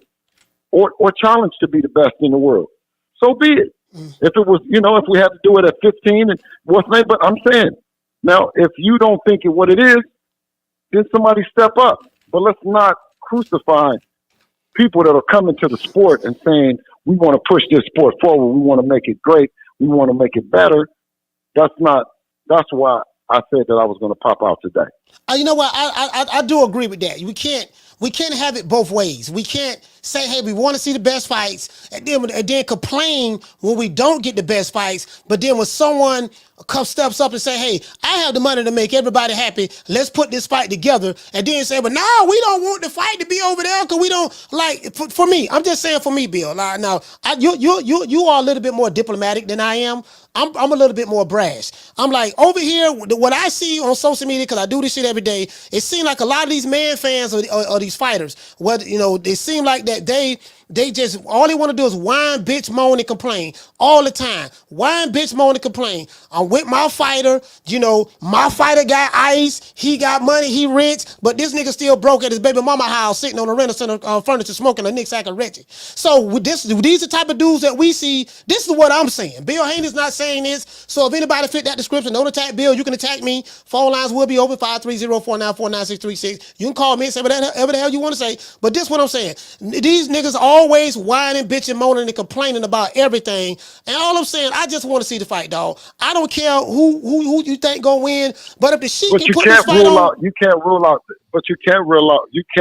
out what he might be saying for anywhere in the world. That's why I said is who you talking about? You talk about it. You talking about the dudes? The dudes who say he want to fight to be. I'm just saying. No, what I'm saying is what I'm saying is that this fight is truly a fight that's the biggest fight in boxing, and wherever it needs to happen. You know what I mean? Whether it's with whoever it is. I don't want to talk about anyone. I don't want to rule it out. You know, today is not my message to say that the only way the fight happens is if His Excellency Turkey Al-Sheikh puts on the fight, because you know what I mean. We've worked to get into this point to have this fight, and we don't want a geographic location to stop it from happening. You know what I mean? I got you. And I got no matter how good, I totally agree. No. Just but no matter how good the money is, we haven't always moved for the money. You know what I'm saying? It's been more about the legacy and the fight, and the money comes. So I think that there's a hell of an opportunity for the money. I know that Tank is more enticed, you know, or his team. They've always talked about the money. So I think if you're talking about money right now in the sport, there's no bigger player to talk to other than His Excellency Turkey Al-Sheikh. All right. You know, now, give me 1 second at that. Now, if you opt out, that you're saying that you don't want to go to Saudi Arabia and you don't want to talk to the Sheikh, I don't want it to be misconstrued as that now Devin doesn't want to fight here in America, Coach. All right, I got you. You He clarified very much wants to fight. He very much wants to fight now. All right, so I got some good ones for you. Okay, so right now Devin Haney, okay, we don't know what's going to happen. So if he don't get him and Tank don't fight each other, fine. Sandor Martin, that's a strong possibility. Teofimo Lopez, I don't know what's going on with him. He's fighting Jermaine Ortiz on the 8th of February. And then Super Del Matias, I don't know what's going on with that. So we've been hearing a lot about that, the round robin with that, nothing is solidified. You did an interview with Shawn Porter. And Shawn Porter explained to you why Devin Haney would never get that opportunity to fight Tank Davis and vice versa. Shawn Porter said that because Devin Haney is not a part of the plans. And because he's not a part of the plans for the people who controls Tank Davis's career, you guys won't get that fight. And he said that he told Tim Tszyu the same thing. And how I know Shawn Porter isn't lying, we saw the same thing with Terrence Crawford and Errol Spence. For 5 years, that's what we saw. Until finally Spence stepped up and made it happen. And he said that, hey, the Tszyu didn't want this fight. He went ahead and made it happen. He did that. So is there some validity? Because I believe Shawn Porter. Not based on what he said, but based on actions, what I've seen from watching what happened with Spence and Crawford. So, do you understand what Shawn Porter was talking about? Can you confirm that? What he said? Well, I mean, you know, I can attempt to confirm what he does, but a lot of times it's going to be mixed signals in there because he's operating as a company man, and he's not able to be as free and have as much liberty in terms of, you know, with the shit that he says like I do. So it's hard for me to weigh it, you know what I mean, on and off, you know. But what you get with me off the camera, you know, you getting on the camera, you know. I do get that. I do. Shawn Porter is looked upon as a company man, and I will not disagree with that because I've said that myself. But I'm saying specifically, but I don't want to kill. I don't want to kill, and I don't want to kill, and I don't want to kill his vibe. Like I'm not gonna go and kill a bunch of, you know, niggas in hip hop vibe and people that have certain positions. And I always say that, even with ESPN, the bigger you are up there, and if you got it, you got a position. Yeah, you got certain shit. You got to toe the company line. You know what I'm saying? You got to toe. I get it. You got to toe it. I get it, but see, that was so beautiful about Coach Malachi Williams. I ain't got to toe no goddamn company line. I'm the company. No.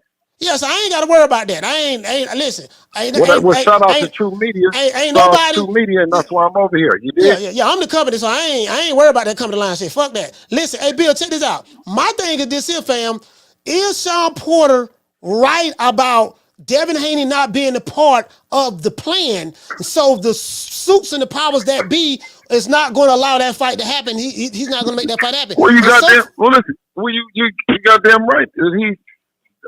Who had the plan being the Devin Haney era, and Devin Haney being the best fighter in the world, undisputed in 2 divisions. You got damn right. That wasn't the plan for them. That was the plan for me, inshallah, with my family, because God gave me that vision. And I'm saying is, and I've seen it from the day Dev put on them gloves and he got going. I said, okay, well, you know, and their business is to try to keep their fighters away. I couldn't imagine that being my job. Thank God that my job is pulling up on niggas and not pulling away from niggas. You talk about pulling up. Bill, now listen now. I noticed when you had the little incident in Vegas, well, it wasn't an incident. I think that was Bernard Hopkins was just trying to get clicks and views and stuff like that. But I noticed you had one of your goons with you. This dude looked like he was about 6'7", about 270 pounds. I noticed that. You had a goon with you. Can you confirm or deny that, or was I just seeing things? I mean, you know, goons is things that you see that might be people that might look like that might not be that look like that. They might be with you, but they not with you. You know, it just gets confusing when chaos, you know, when attack and diplomacy ends, violence and ignorance begin. And I don't know what to tell you, bro. You know what I mean? The nigga told me to come to the bathroom. You know, I went to the bathroom, right? Then he told me to go to another bathroom. I went to that bathroom. He said it was 50 bathrooms around there. Could I find one? And I told him, man, listen, you know, I was very confused. And then when he did the Philly shake, similar to the Harlem shake, except you go one way and then you go the other with no contact. I said, that was nothing. Don't worry. And listen, so the next time they seen me do the Oakland hustle. You see what I'm saying? And so they were seeing his dance move was the Philly shake. Mine was Oakland hustle. Because I stayed there. Yeah, you know what though? See, I'm for any jitterbugs who listening to this broadcast, I'm gonna tell you right now. I'm from West Tampa, Florida. Born and raised, 1332 Main Street, Apartment B. My address, right? My old address. I like the way you kind of handled that. I was always taught this. Where it started at is where we gonna finish it at. If me and you beefing at the church, standing in front of the pulpit, guess what? That's what we gonna settle at right there. Well, if it's in the grocery store, if it's in the now I've seen some brothers, you know, I was in the Red Nation and stuff. We had brothers, they had to go out back and handle their business. Come on, bro, we finna go out back. Y'all fight that out, handle your business. We sit there and once it's over with, that's over with, right? That's it. But I was always taught where it started at, where it finished at. So I felt like this here. If B Hop really wanted to smoke, where it started at is where we got to finish it at. So, you know, for them that going to the bathroom, what's happening? That's, you know, what say you about that? Well, I'm just saying is anytime you want to waste somebody's time, you know, you can say, let's go to the bathroom. You know what I mean? And of course, I'm doing my thing. I'm talking to the media and I'm having a great time because I got the best fighter in the world. So here's somebody come up saying, let's go to the bathroom. And I'm telling him, get down, you know what I'm saying, where you mad at, so I can get back to doing what I'm doing, or the world can see that you on bullshit. So he continues on, and I said, well, come on, let's go to the bathroom, right? Because he's never said what the rules was when we get to the motherfucking bathroom. And I'm thinking about all kind of shit that I got going on. So I said, okay. And the more that I was thinking about it, the more that I said, nigga, which bathroom do you want to go to? Bill, no, man. Where it started at, where it finished at. We ain't thinking about no bathroom. We got beef? Okay, no. But what I'm saying is, because it was not premeditated with the gentleman. Yeah. You see what I'm saying? But the more that I think about, see, because I didn't come for that. I'm right there. Now you telling me that you in my city and you saying, let's go to the bathroom. Where you saying, let's go, and I don't know what the fuck you think is about to happen in there. But the more I thought about it, the more you know what I mean? I start helping him. We start bumping into each other, trying to, because I'm following him, and then I follow him, he turn around, and we looking like the Apple Dumpling Gang. You dig what I'm saying? Instead of he just marching out, and as soon as he find a curtain or find a spot, a blind spot, the nigga was really looking for a bathroom as if Bill Haney and Bernard Hopkins is going to be in the bathroom squabbling, and the security, and nobody is going to know about it. Oh, so basically, we had to find a bathroom that nobody was. So you saying both of y'all were scared? Nigga, I wasn't going to the bathroom to piss or watch him piss. Nigga, we was going to go squab. Nigga, that's why he said go to the bathroom, and that's what it was. What do you mean? But he didn't say what the rules were, nigga. And when, you know what I mean? And I told him, go ahead. I was going to follow him in there. And nigga,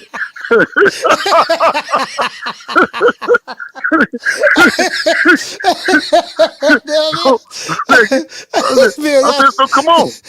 Come on. Hey, Bill. Hey, check this out. I noticed that, it seemed like I heard a rumor. I don't know how true this is, so I don't like to go off a rumor, so I'm asking you since I have you on the phone. I heard you and Ellie, I'm going to be nice. You and Mr. Setback, I heard y'all squash y'all beef. Is that true? No, listen, there's no beef with nobody. The thing is that Devin is the best fighter in the world, right? But I've been knowing this, right? So I need to, when I'm asking somebody about what they're doing and what they're talking about, I have that right? I mean, I'm saying, that's the only thing. I'll say, well, what do you feel? Like, what did, you know what I'm saying? Like, I'm not one of them dudes that, you pull it up. I don't want to have beef. I don't want to have beef with nobody. That's not what we having a discussion. Yeah. I mean, I don't mean beef like, this, like, we know what real beef is. I ain't talking about that, but you get what I'm saying. I mean, this is something that I tell you, Coach Malachi, you and everybody in the chat, man, we appreciate you, man. The reason why the lights, the shit going on in my house is because of y'all, man. Listen, you'll see when the pandemic, you'll see when the companies and Showtime and clothes and all that, what do? You run right back over here, hoping that the people still keeping you lit. But guess what? Man, they love us because this is where we was born at with our shit. This is where they got the chance to know us. You know what I'm saying? This is where we come and say that nigga lying like a motherfucker. Bill, check this out. I'm glad you mentioned that because Showtime is done. We don't know what's going on with Amazon Prime and PBC and stuff like that. So really the only network that's kind of showing boxing, I want in America is what? ESPN. Let me know if I'm correct. ESPN, DAZN.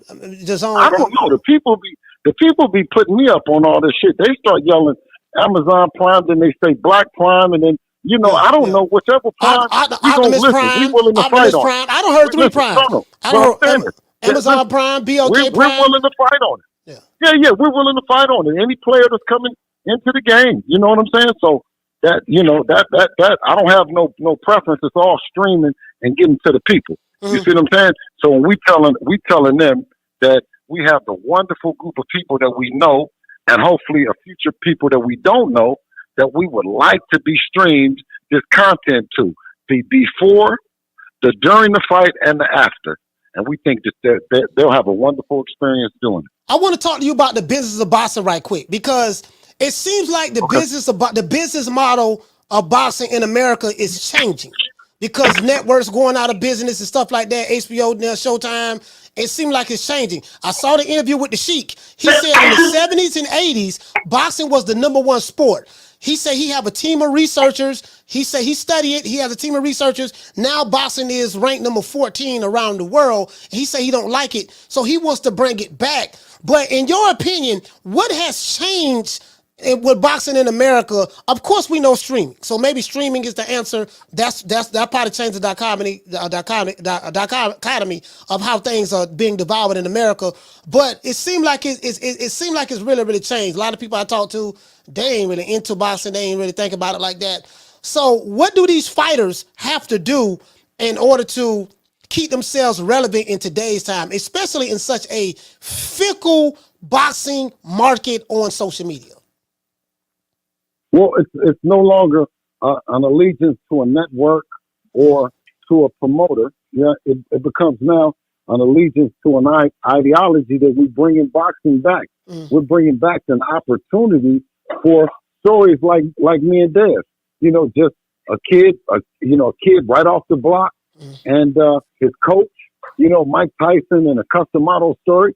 You know, these stories of coaches or trainers and their fighters going from nothing to something, you know, it was the fabric of society at one time. You know, this is the only way that, you know, you could go from nothing to something, right? To being the heavyweight champion of the world, so on and so forth. So now that we're getting back to it being a global, recognize it as a global sport, then you have the global interest. But if you only have an interest to what America is on here in America, you only have an interest to your alliance because you have an American network deal. So you only providing talent that's within the framework of the deal that you have. Right. It actually has been choking out the sport. So that wrong side of the street stuff and, you know, wrong side of the street politics, pretty much. It seemed like boxing ate itself, devoured itself over here. That's what it seemed. It's killing itself. The shit that Devin killed and broke down and broke the barrier on the sides of the street, because he was able to work with, at a young age, work with all these different promoters. And actually, when I brag about it and I said, damn, we can't say nothing bad because we ain't had no bad experience. I mean, we fulfilled our part of the agreement. They fulfilled their part of the agreement. And at both stages, whether it was them or us, we both wanted more in the agreement that fitted towards us.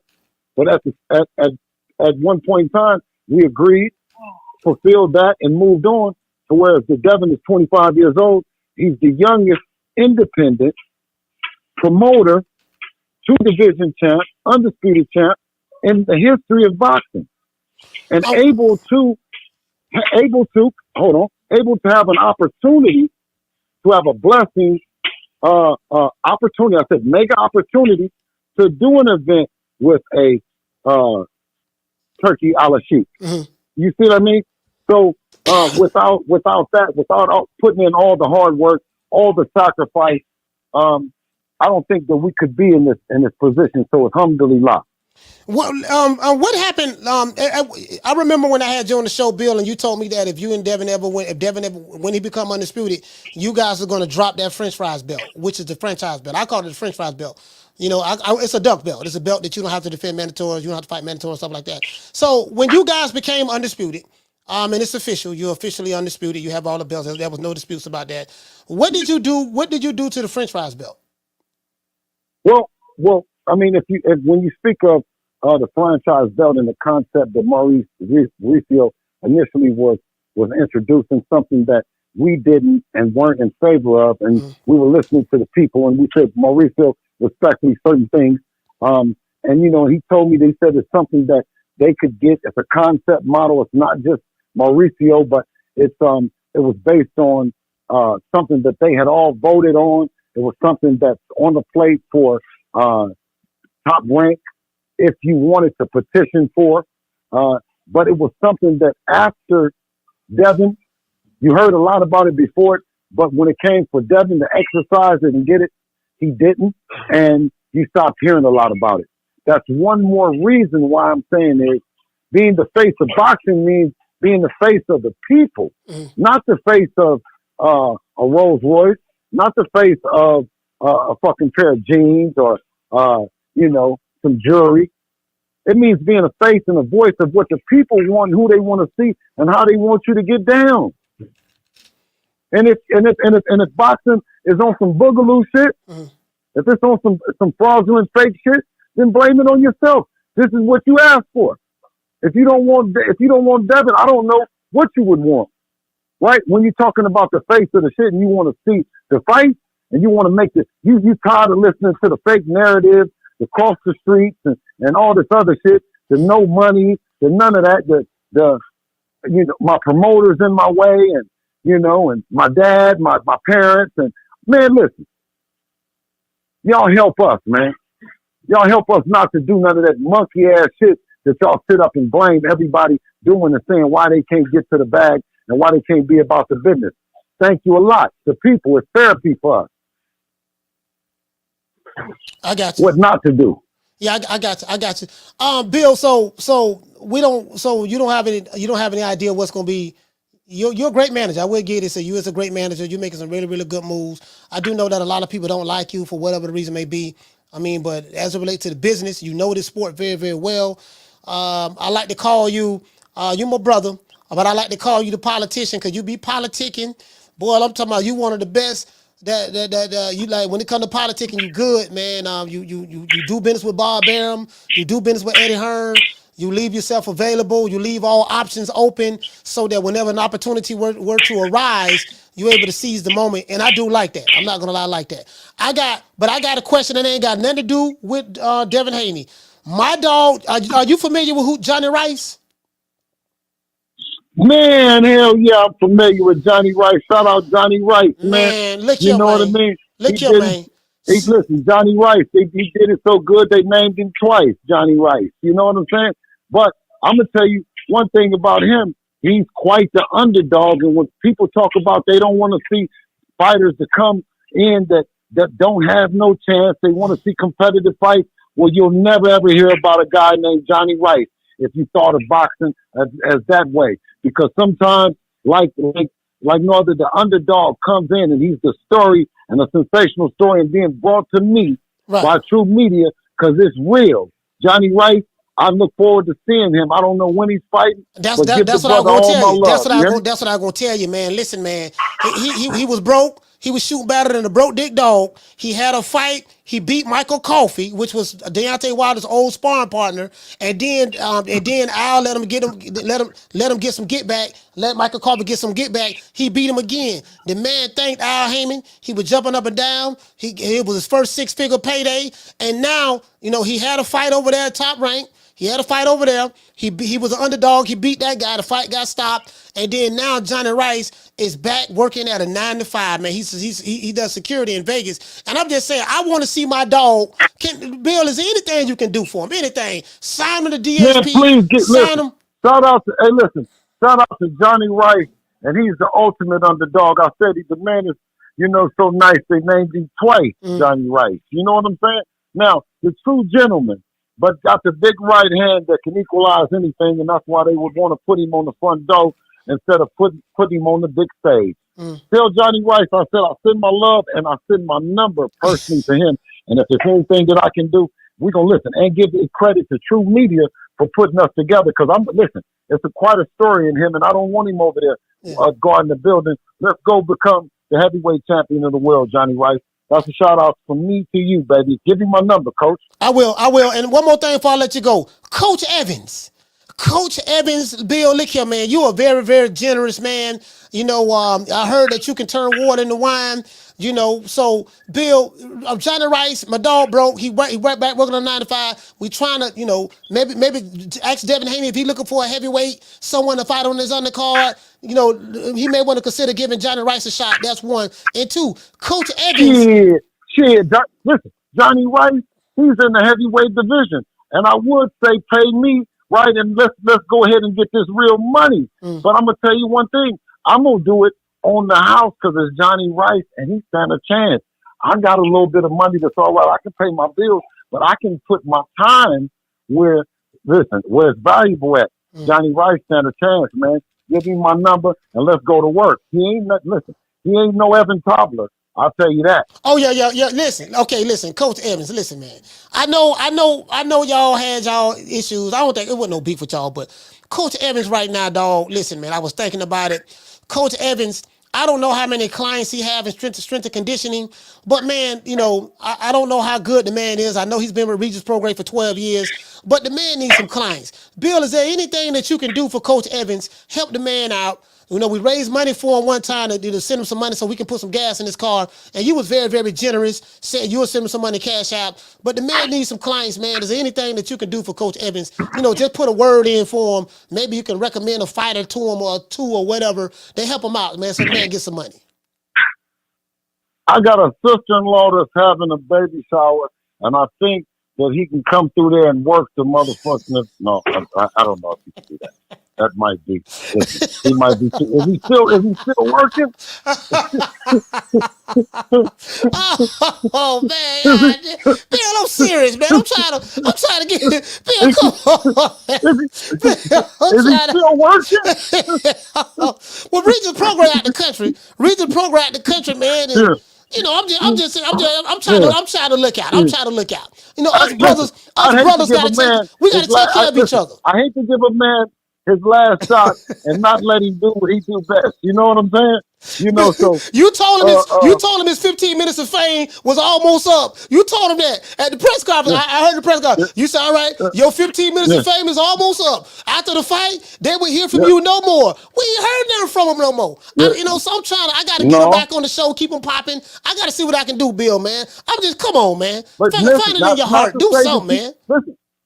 Listen, that's not to say that you haven't seen him because he wears a mask at his job. When he goes down there, on stage, number 2. You got the masked man, Evan Tobler. Birthday cake. What Devin called the man a stripper. Why he called the man why y'all call the man a stripper, man? Why y'all say that, man? Listen, I'm going to tell you this. I didn't call him a stripper. Devin called him a stripper and he didn't say nothing about it. So I said, damn. I didn't know the man was a stripper until he didn't deny it.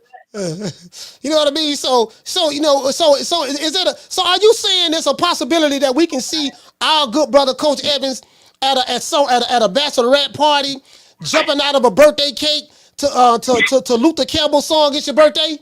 Hey man, listen. I'm gonna tell you one thing. That's what I said is we got a baby shower that's coming up. I don't know. Listen, maybe if we send over the pictures, I don't know. I don't know if she's going to. Right. Maybe send Cap over D the coming. pictures. Cap D coming. Cap D coming. Cap D coming. Yeah.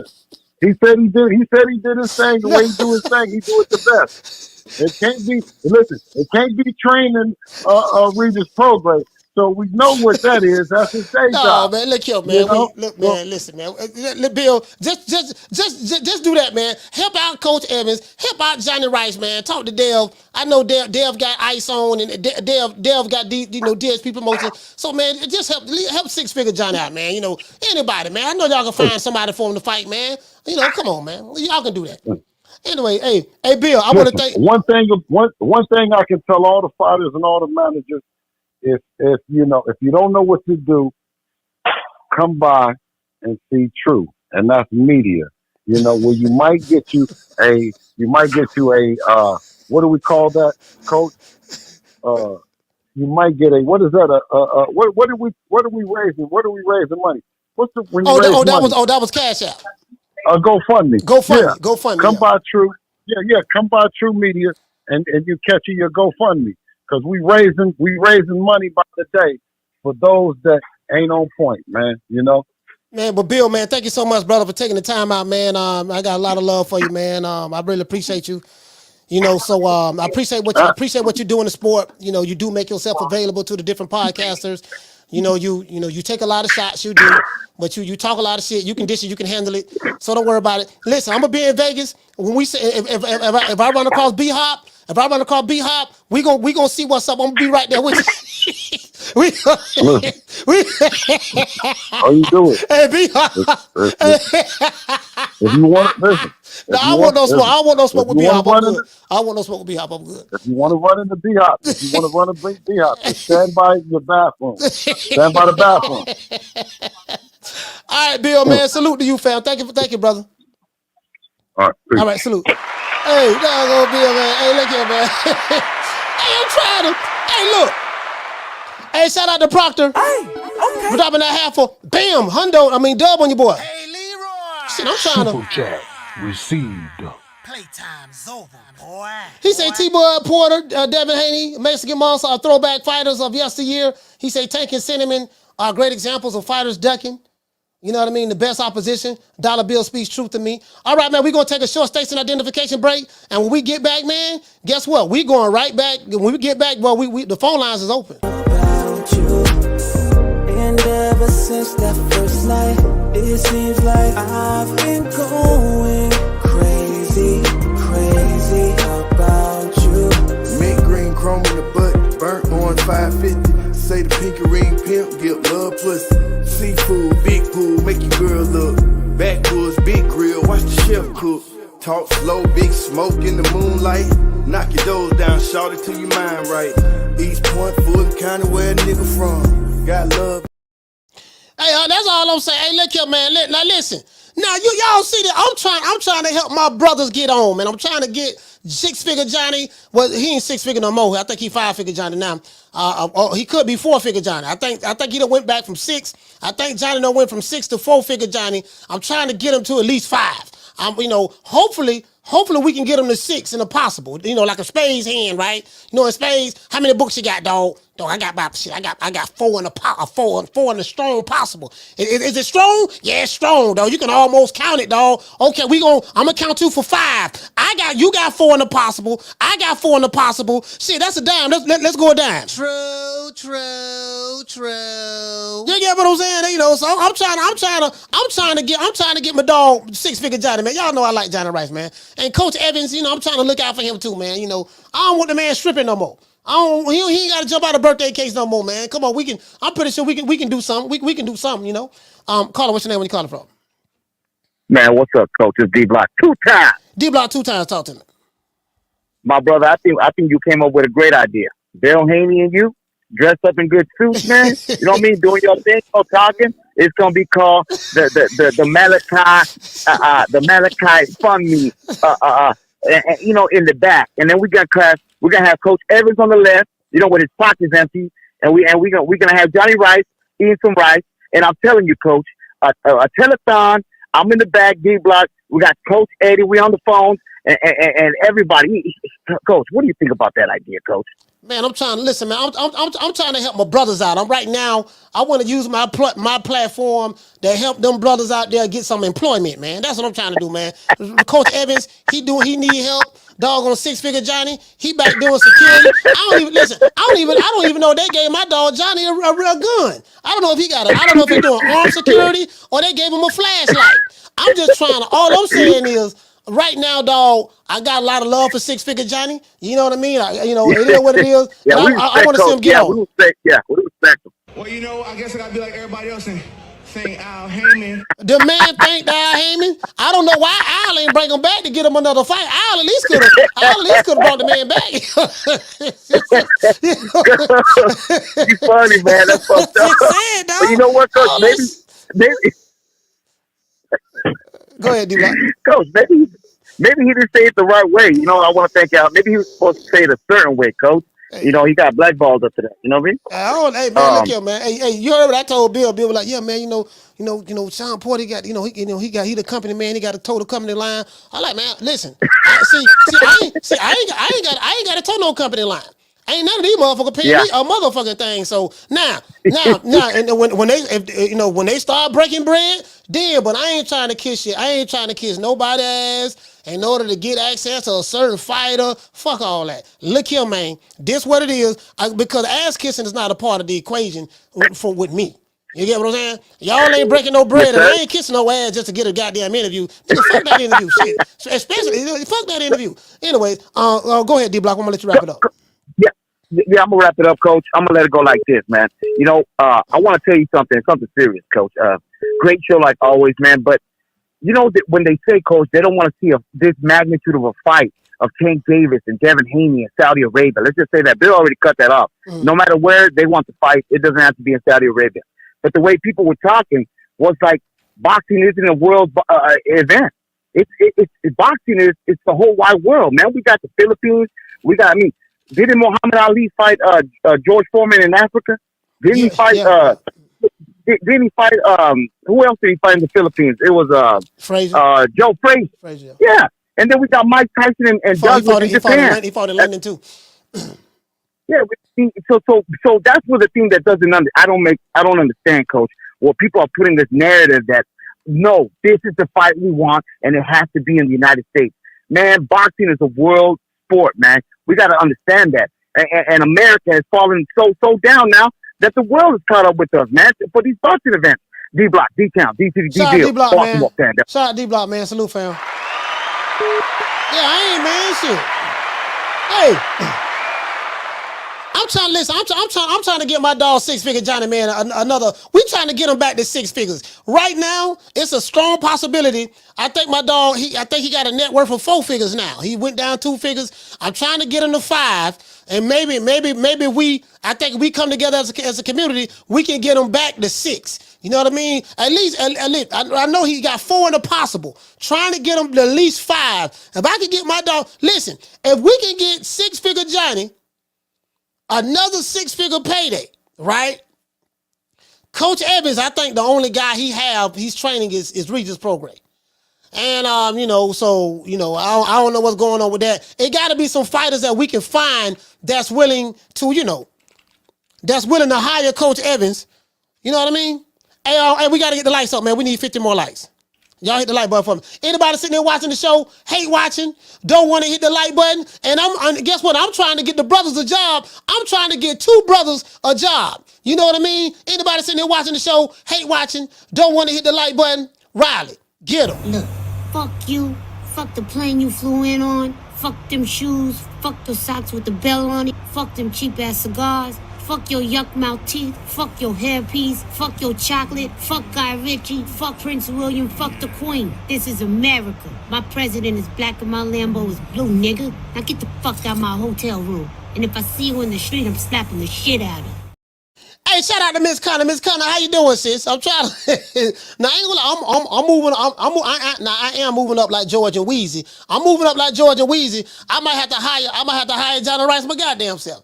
Johnny, you about 6'7". You about 6'7", Johnny. Come on, man. I'm gonna go ahead and hire Johnny my goddamn self, dog. Let Johnny be one of my goons. 6-figure Johnny, man. He gonna be one of my goons, dog. Don't worry about it, dog. I got you. You know what I mean? We gotta do something for my dog, 6-figure Johnny, man.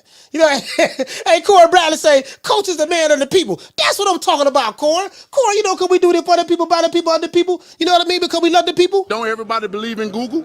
Go Google that shit. Hey,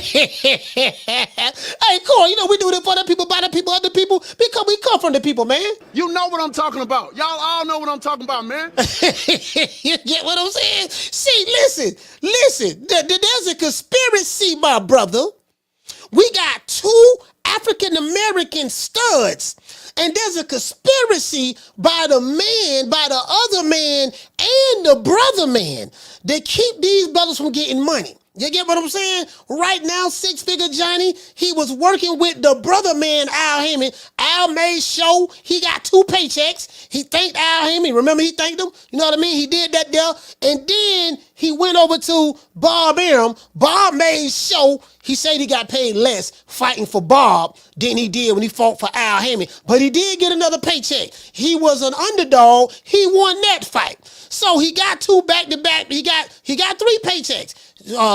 Michael Carpet twice with PBC and 1 over there with Top Rank. So now I don't know what happened. I saw my dog Johnny Rice flying all over the world. This man in Africa, he in Dubai with his beautiful wife, and then next thing I know, goddamn it, he back. He got a flashlight in his hand with a badge on his shirt. You get what I'm saying? He got a flashlight in his hand with a badge on his shirt. What he says we don't believe. So I'm just trying to look out for my dog. True. I'm trying to look out for my dog, man. That's all I'm trying to do. And Coach Evans, I don't know what the hell going on with him, man.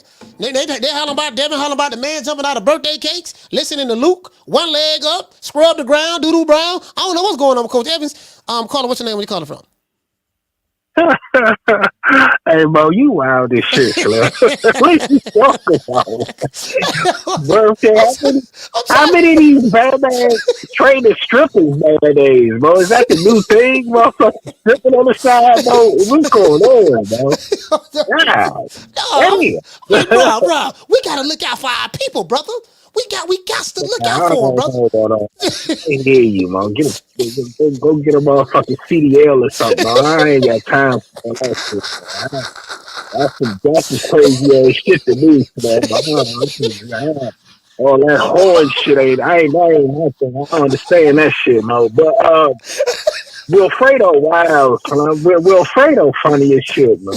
Wilfredo, we close the band, but what? We tell me the rules. We get to the motherfucking second.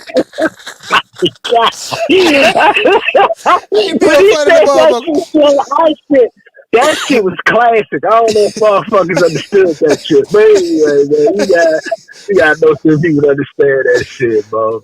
But what's the word, Mo? What you rapping about, man? Hey, no.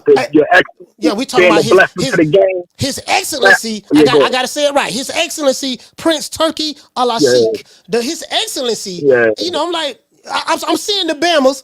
Bro, let me tell you, boy, listen, Rob, boy, you educating us so much with the DC lingo. And you know what, Mo? I think I'm flying out to Vegas too. I might run into y'all too. I think I'm I'll be out there. I'll be out there. Hey, Rob, boy, check this out. Right. The Bammers are complaining that the Sheik wants to have the fight. So we try to put together a fight between Diego and Abdul Wahid. Now, he was just talking. He just did an interview. It doesn't mean that there was anything being negotiated or nothing. He just saying, hey, look, I would like to do this. This is what I want to do. But Bama's automatically online with the complaining about that. Oh, we don't want the fight to go to Saudi Arabia.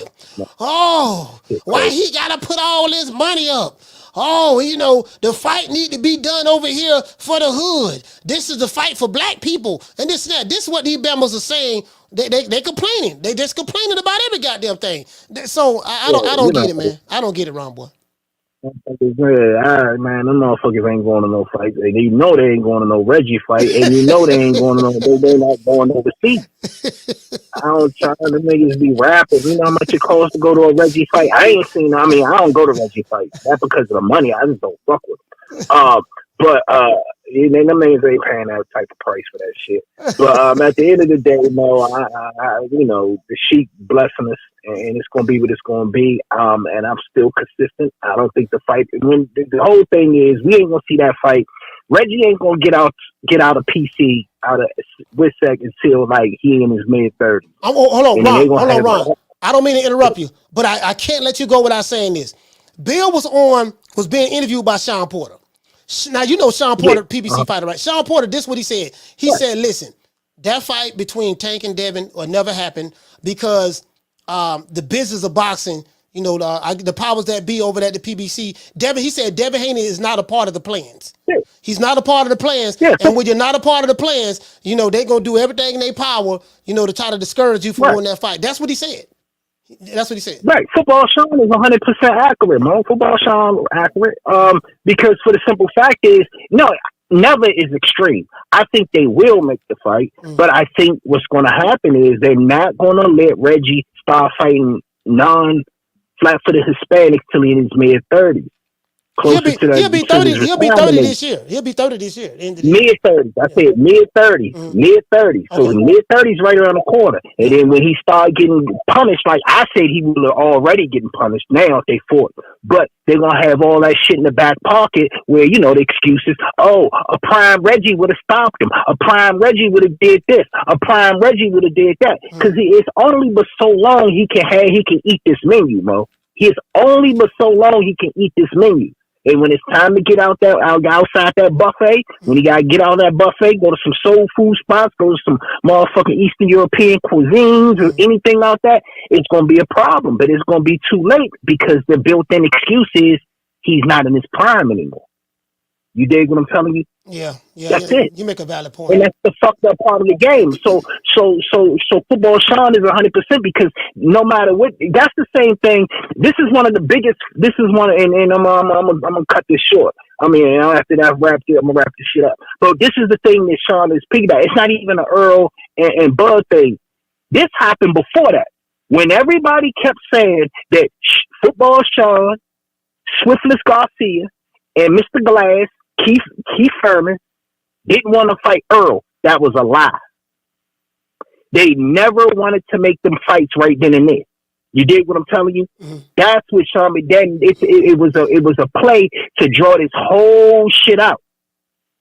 It was a play for Porter to fight Danny to fight Keith, all of them, because it's different classes. They were in a different class. You dig what I'm saying? And then they were going to start making the Earl fight. Remember, they were saying Earl was the boogeyman in 2015 because Keith and them. And what did Keith and them say? We never seen a single contract to fight Earl. Why do y'all keep saying this shit? Yeah. It wasn't in the plans, even on that same side of the street. So Football Shawn know firsthand what they doing. It's evident, Mo. But that's it. So like the writing's on the wall. But I mean, it's a sad thing, man. It's a sad thing. But I mean, bless the sheep, man. Oh, the boxing god's looking out for his real ones. That's all I got to say. Man, shout out to Ron Boy, man. Salute, fam. DC, stand up. I mean, you know, bro. Like, I want y'all to hit it. I want y'all to hit this, man. Man. Salute, man. Well, you know, I guess I gotta be like everybody else and sing Al Heyman. Hey, though, shout out to Johnny Rice, man. Johnny Rice, man. I'm gonna do what I can for you, baby. You and Coach Evans, man. They ain't gotta like it, man, but they better respect it. Nigga, when my name come up, respect it. Let's go. Stop playing with my fucking name. All three of y'all, stop playing with my name. I ain't gonna say it no more. Put some respect on my name. Look here, man. Y'all gotta respect it, man. Hold on. Shawn Porter, he might make a valid point. I think he knows. He definitely knows that side of the street very well. I will. I told Tia. Matia. All right, tell the people why it ain't gonna happen. I will. I told Tim Zoo when he came on the show, I said, you're not gonna get a fight with Jermell Charlo. I said, just let that go. That fight's not gonna happen because I know that he don't want that night. Same thing with Tank. All respect to Tank and his people, and they already know I love them, but they're not coming up to 140 to fight you. You showed Devin Haney showed himself to be too strong, too fast, too big, too everything. They'll do the catchweight. They'll try to bring you that 137 and try to pull you down, pull as much out of you as they can. Adrian Broner did that when I fought him. We were supposed to fight at 147. He made the contract weight at 144 just to try to pull something out of me. This is what the business is. If you're not a part of the plan, what do we put in place so that you never get to become a part of the plan? Devin Haney ain't a part of the plan. Not at 135 and not at 140. Damn, boy, that right there, boy. Bro, that was, hey, I ain't gonna lie, bro. You know, and again, that ain't no hate, no shade. He just being honest with it. Regardless of how you feel about Shawn Porter, bro, like, can anyone refute that? I want to see, can anyone refute what he's saying? Carla, what's your name? Where you calling from? Sheila from Cali. Sheila from Cali. Talk to me, sis. Baby shower.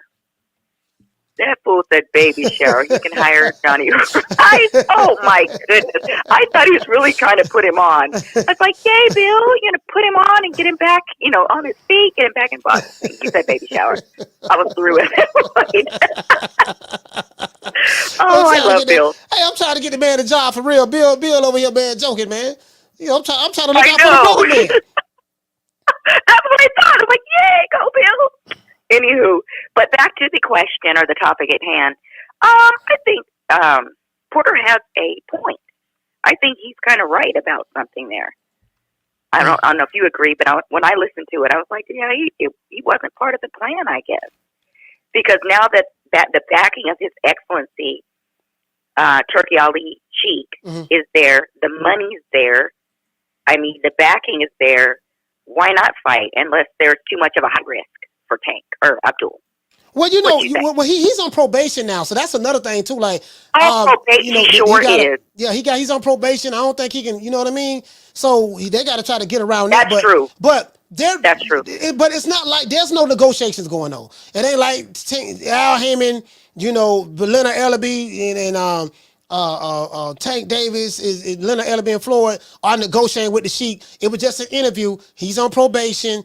And then from what I'm seeing on YouTube, you got all these on YouTube and on Twitter, Sheila, all of these guys are complaining, mad. They're like, dude, we don't care if Tank gonna get paid $20 million or whatever. We don't want to see him go over there. And I'm like, dude, why? Sheila, I tell you, these dudes on YouTube, on social media, these male boxing fans are some of the most bitchified group of men I've ever seen in my life. They complain about everything. If you pay their fighter the type of money, they want. Oh man, he deserves more. If you want to fight their fighter, you on the wrong side of the street. Oh, well, okay, he on that side of the street now. Well, he don't bring nothing to the table. Like these guys build barriers for why we shouldn't get fights, then building bridges for why we should get fights. Right. They always complaining, whining, bitching, moaning about like they worse than 85-year-old women. Yeah, that's true. And there's no A side anymore, right? If they were to fight over there in Saudi Arabia, there would be no A side. If the money is there, the money is it high risk? Is it just a high risk? You don't want to lose to Haney? And I'm a Tank fan, Abdul fan, so I'm hopefully it's not he's scared. I don't know what's going on in his brain, but I like Tank, and I just come over there and get it. If he knocked him out in sparring or did all this and that, let's get it. This what I'm gonna say. This what I'm gonna say before I let you go, Sheila. I remember when Deontay Wilder was offered $100 million to come to the zone for 3 fights. And this is what I heard. This is what I heard from the Twerkinator Army. Oh man, $100 million, he did right by turning $100 million down. He betted on himself, and that wasn't no real money. Only to come to find out that turning down that $100 million was the wrong thing to do, because he's still begging to try to fight Anthony Joshua. And Shelly Finkel, I have the video where he said, well, the money was real. They did offer $100 million. We listened to what they had to say, but I advised Deontay. We turned it down. We think the fight would be bigger later on. And Deontay Wilder was standing right next to him, agreeing with everything he said. Now we see how that turned out. Now the hindsight is 2020. Now this ain't nobody on the planet, Sheila, gonna convince me to turn down $100 million. As soon as you tell me, Sheila, I don't give a damn if it's Al Heyman, Shelly Finkel, Bo Winkle, Donald Trump, Joe Biden, Michelle Obama. I don't give a damn who it is. Let the sheep offer Coach Malachi $100 million or whoever. Guess what? Where I sign that? I'm gonna get my lawyer. We gonna look at it. Where I sign that? Hell yeah. F the advisors. I would have took that bag. He fumbled that bag for real. Yeah, you know. So that was crazy. Tank could be a fool. Well, you know, again, he got opportunity to make this money. You better stop listening to goddamn Booger Ray Leonard. Don't be listening to Floyd, Mr. Like I said before. And Al, whatever he say, man, damn all that. You your own boss. You call your own shots. Yeah. They work for you. You don't work for them. Your handlers, and they're no longer his handlers, right? They're no longer. He's on his. He makes the decision. He's the boss. And I wish he just would. I hope he does. All right. Well, shout out to Sheila. Thank you so much, sis, for calling the show. Sheila from Cali. Salute. Have a good afternoon. Oh, you too. I want to hear that motherfucking bullshit. Shout out to Beezy Baby for dropping that $2 super chat. He said, let's get Haney versus Antoine Russell. Damn Tank. I mean, again, you still got to go through Al Heyman. You know, we got to see you got to talk to Al about that, fam. You got to talk to Al about that. Shout out to Damian Bennett. Hey, okay. My brother from B-More, man. Salute to you, Damian, man. Thank you, brother. Shout out to Damian Bennett, man, for dropping that half for bam, dub on your boy. Hey, Leroy. Hold on. Check received. Playtime's over, boy. He said, I hear what y'all saying. However, I find it extremely hard for a dude from West Baltimore to turn down $20-30 million. Hey, you know what, man? I was saying that same thing, Damien. I was saying that same thing. I find it hard to believe as well. But boy, let me tell you something. It's something about, I don't know, Al Heyman must put some type of spell on a lot of those dudes over there. It's something about Al. You know, he come from the music business. It's something about Al Heyman, the way maybe he talks smooth or whatever, but we seen Deontay Wilder turn down $100 million. So it would not surprise me if someone like a Gervonta Tank Davis would turn down $20-30 million. Again, some of these guys, I hate to say it, Damien, I hate to say it, but some of these guys they ain't the sharpest butter knives in the kitchen. Especially if you're listening to these slick advisors. You listen to the Booger Ray Leonard. Oh, Tank, 20, 30 million. That's nothing. You can make that. You can make that anywhere. And you don't have to go to Saudi Arabia to do it. You get what I'm saying? So, bro, again, I ain't, we'll see, man. I hope Abdul Wahid, don't be listening to them. Man, go get that money, man. That's what I'm hoping. Caller, what's your name? Where you calling from? Leo, H-Town, Coach. Leo from H-Town. Talk to me, fam. Coach, man, these Tank fans, man, they're worse than menstruating women, Coach. They're like, hey, it's always something. It's too hot. It's too cold. I'm hungry. I'm full. Man, look, man, they complain that the fight's on too late. How many times we've been watching fight people talking about, goddamn, 10:30? They still ain't fighting. What time they gonna fight? That's too goddamn late. I got shit to do. It's a birthday party tonight. This other bullshit. Now they're like, oh, they're gonna fight at 7 o'clock. That's too goddamn early. What about the Americans? Motherfucker, 7 o'clock is perfect, boy. You get the fight off. You get your day, you're drinking on. Now you're ready to go out to the bar. I don't know what the problem is, Coach. Hey, hold on. Coach, hey, Lil BF in the chat. He said, I'm listening to Floyd. I don't know about y'all. He the richest. Okay, listen. Okay, you can listen to Floyd all you want.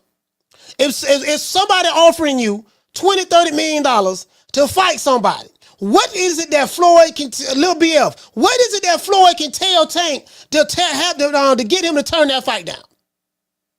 The most money he's ever made, $25-30 million, was fighting Ryan Garcia. So the question is, what fight that Floyd Mayweather, Booger Ray Leonard, or Al Haymon can present the Tank to where he's going to make $20-25 million or whatever to fight fight Devin Haney overseas? So don't tell me it's Esau Cruz. Don't tell me it's Frank Martin. Don't tell me it's Rolly Romero. Like, this is the thing. Like, fuck listening to Floyd. Listen to the money. If you are a prize fighter and you're bragging that I'm a prize fighter and someone got $20 million for you, yeah, man, again, you got, like, what can they tell me? You ain't going to tell me to turn that money down. Do you have another fight that I'm going to make that kind of money? Nah, come on, man. Come on, bro. I strongly disagree with you on that, fam. But go ahead, brother. Coach, you believe in conspiracies, Coach? Oh, yeah, conspiracies are real. Absolutely. Okay, because here we go. I got one. Notice that Al Haymon got control over the fighters, that he got video of them doing these sassy little dances. Wilder twerking, shaking it. Tank and Broner and them popping it behind each other. Maybe he got video on them boys doing something else. That's why he's so obedient. Coach, what do you think about that?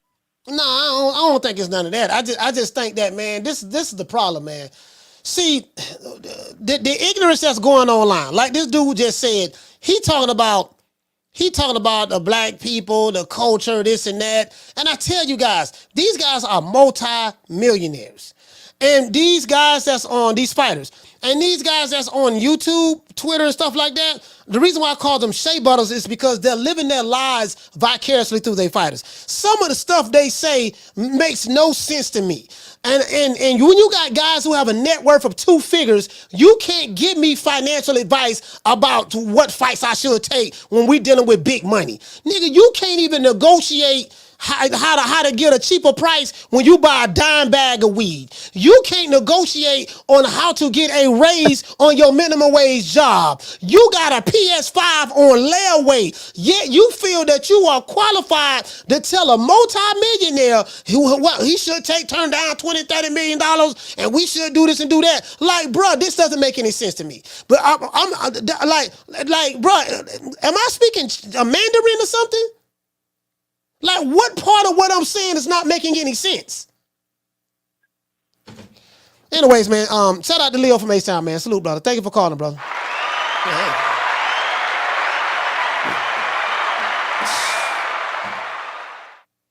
You get what I'm saying? Like, what part? Like what part of 20 mil that ain't making no goddamn sense? Yeah, he did the right thing. We heard this before. Yeah, he did the right thing. Turn that down. We looking at the low run. Fuck around, gonna get knocked off, and then now Wilder right now to this day, he's still begging for that Anthony Joshua fight. The plan backfired. You fought doggone Tyson Fury. He beat the brakes off of you twice, and now you come crawling back. Now you're fighting under Anthony Joshua undercard. You're fighting under Anthony Joshua undercard, and now you begging, man, I still want to get that fight. You got doggone Jabba the Hutt talking about some, yeah, man, you know the shit. The reason why that fight ain't happening, reason why Wilder. Hold on. Yeah, man, the reason why Wilder ain't fighting on that undercard of Joshua Ngannou undercard because the Sheik don't have enough money to pay him. You mean the guy that literally have oil money, the guy who paid Wilder to fight doggone Joseph Parker, now all of a sudden he ain't fighting on that undercard anymore after losing to Joseph Parker because he turned down the Zhang Li Zing fight. He turned that fight down. He turned that fight down. So he ducked the smoke with Zhang Li Zing. He don't want to fight for the money that they're offering him. And now guess what? He ain't fighting on the undercard. And yup, man, the Sheik can't afford to pay him. Boy, hush. True. Now, I ain't mad at Wilder for ducking him. I'm going to be honest with you now. I don't condone ducking, but I ain't mad at him for ducking him because he was going to get put in the dirt. We do know that. He was going to get put in the dirt. So he did the right thing for ducking. You know, you got to think about your health and your life. I agree with that. But don't be trying to spin this narrative that the doggone the Arabs ain't got the money to pay you when they just paid this man. They just paid this man to fight on the undercard.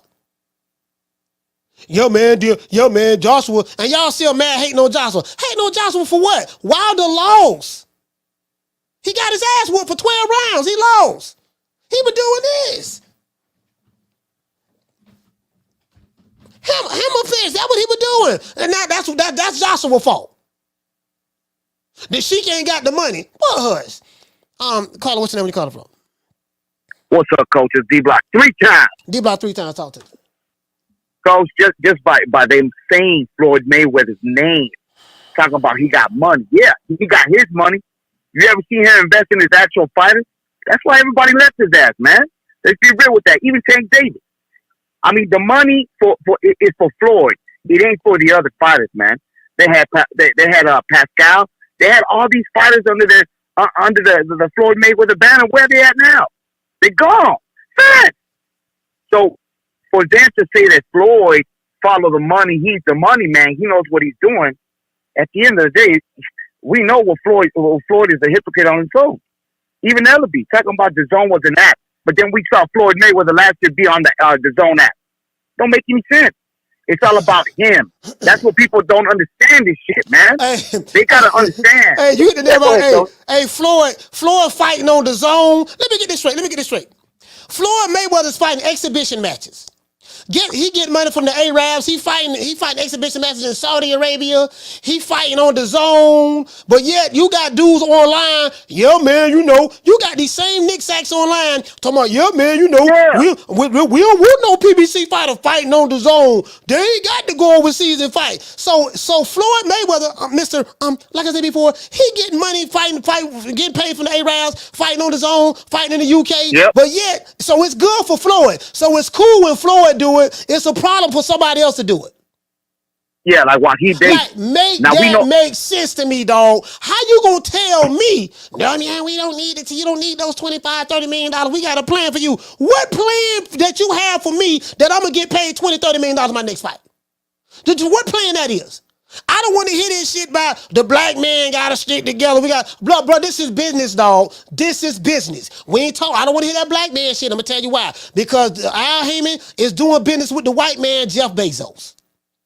Last time I turned around, who owned Amazon Prime? Who owned Amazon? Jeff Bezos.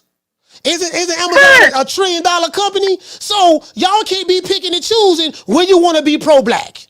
If you can't be picking and choosing now. You can't be, yeah, man, if he leaving the black man in one breath when you just saw Wilder leave with his white manager to Saudi Arabia to get paid, but then Tank can't do it. Tank can't do it? Come on, man. Coach, I'm in like this, man. That's why I just wanted to call like that, man. People, wake the fuck up. Baltimore, wake the fuck up. If your boy don't take the money, he's the A side, but we going to a neutral side if he wants it.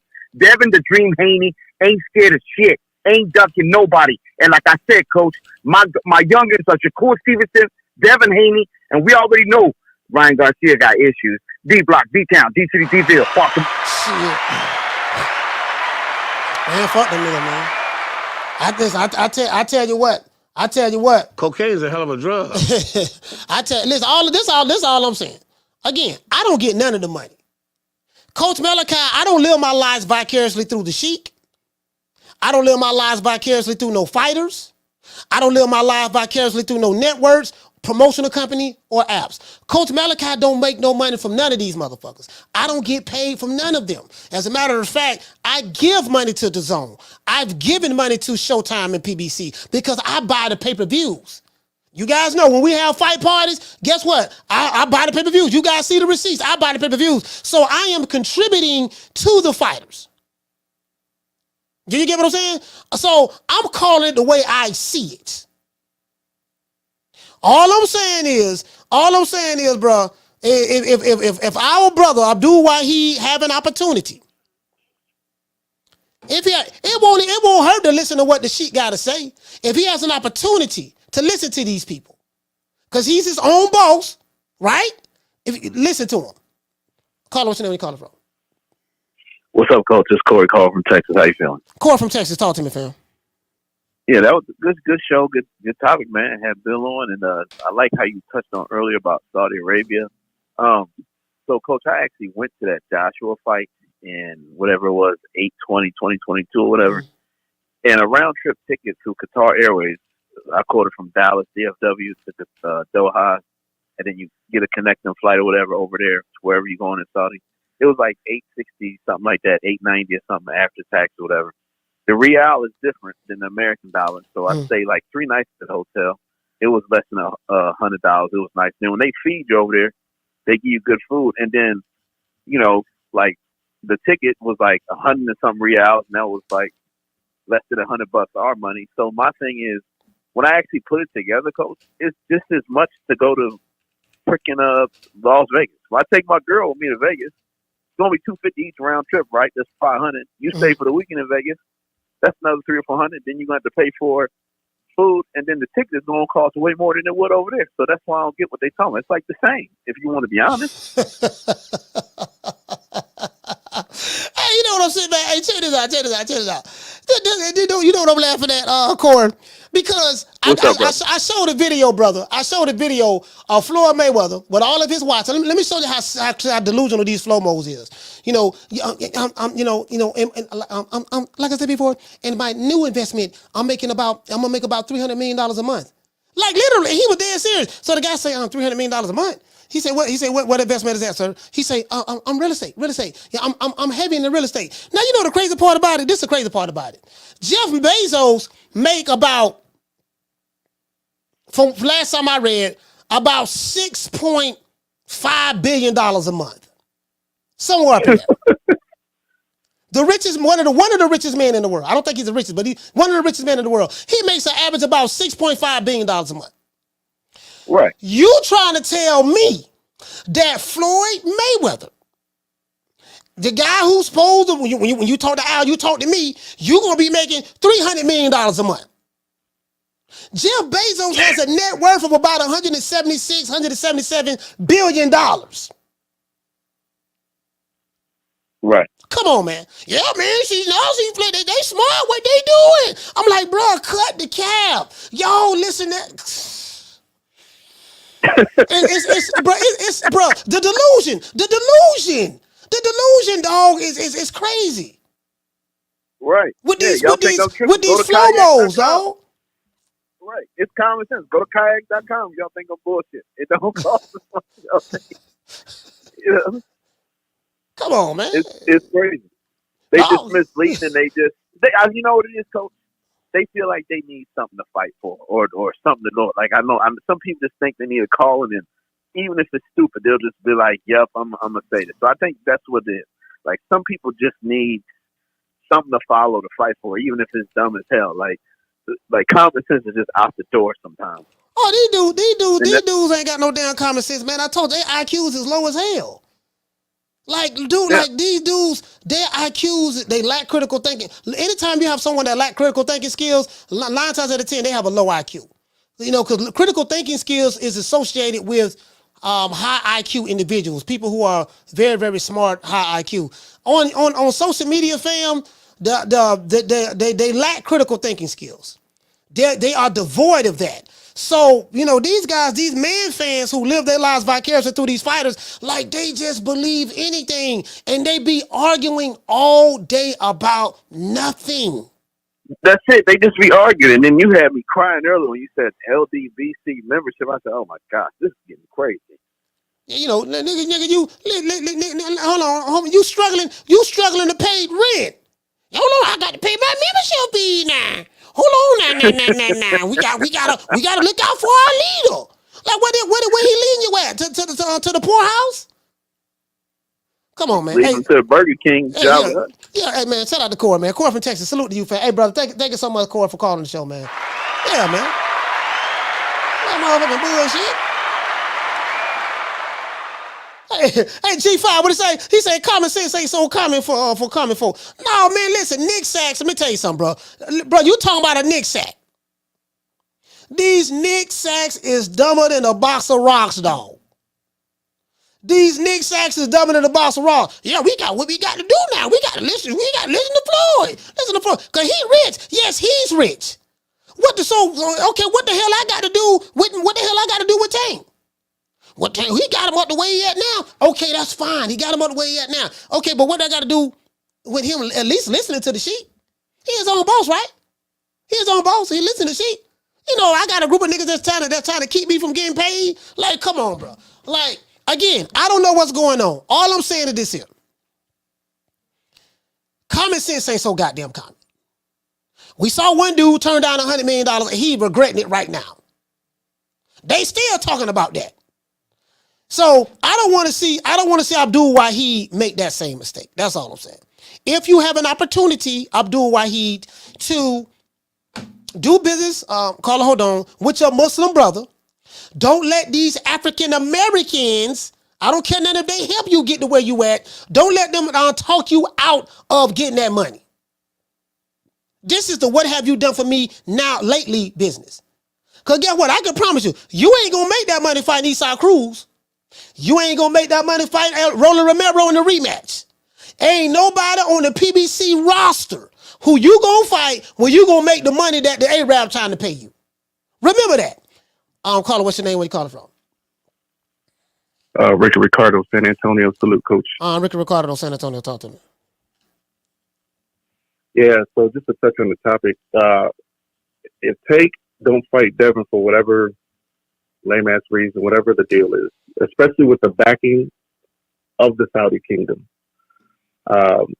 or if he don't step up to fight a top-tier opponent like Loma, Stevenson, even Frank Martin, stylistically, I think he gives him big problems. If it's not any of those fighters, I'm not coming out of pocket for a garbage lopsided pay-per-view. Continue to expect less. Keep your standards low when it comes to his next opponent selection, if it ain't those guys. Back to business, PBC business as usual. And then also, I noticed in the ranking, it's convenient they have Isaac Cruz as Tank's number one contender for his WBA title he just got elevated to. So again, pulling strings, Heyman doing his thing. I'm like, man, I ain't even trying to see that shit. Mm-hmm. But on a side note, it looks like Barroso might get a retribution against Rolly. What are your thoughts on that?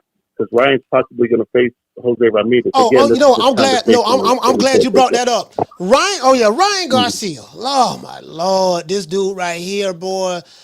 Oh, Ryan Garcia. So, Ryan Garcia. He did this publicly. This ain't had nothing to do with Devin Haney, Bill Haney, none of that. Ryan Garcia made a public announcement via Twitter. We got to cover Twitter too. That his next fight is going to be with Devin Haney. I've instructed my team to make that fight happen with Devin Haney. Right? 25 minutes later, of course I'm being facetious about the time, but short time later, look, forget Dev. Mm-hmm. He think he the A side. I advise my team to move on. We finna make the fight happen with Roland Romero. 35 minutes later, Oscar De La Hoya like, look here, man. We got this fight coming up with Ryan Garcia and what the dude name? The brother, I forgot his name. Jose Ramirez. Jose Ramirez. Jose Ramirez, right? And then Ryan Garcia putting out a tweet. No, forget that. I ain't fighting no doggone Jose Ramirez. You can forget that. So you went from I'm fighting Devin Haney next to 2 hours later, I'm fighting Roland Romero. So 3 hours later, your promoter who owned the rights to your ass told you that you gonna fight Ramirez, and you said no, you ain't gonna fight him. You turning that down. What the hell is going on with Ryan Garcia? This is why we don't take you serious. We don't take you serious as a fighter. You an Instagram model. You a TikToker. You have your own thong line for men. You the selfie stick king. This why we don't take you. This why we don't take you serious as a fighter. The Ryan Garcia fans, you're gonna have a difficult time trying to convince Coach Malachi Williams to take this guy serious as a fighter. No, I agree because I don't have Twitter. But yeah, man, and the other thing also is his right hand is talking to the left hand when it comes to his promotional situation and the beef he got going on internally. So yeah, he got all kinds of issues too, man. They're all fucked up. I just hope they take something down. I would like to see Barroso get his shot against Rolly though, and I'm gonna cap it off with that. All right. Hey, I appreciate. Well, shout out, salute, fam. Yeah, I mean that's all I'm saying. That's all I'm saying. Hold on. I want to show you guys something. I want to show you guys something, right? 2023. Oh, Lord hammer. I got to show y'all all this here now. Oh, hold on, nah. Wait a minute, now. Hold on, nah. Let me know if you guys can hear this.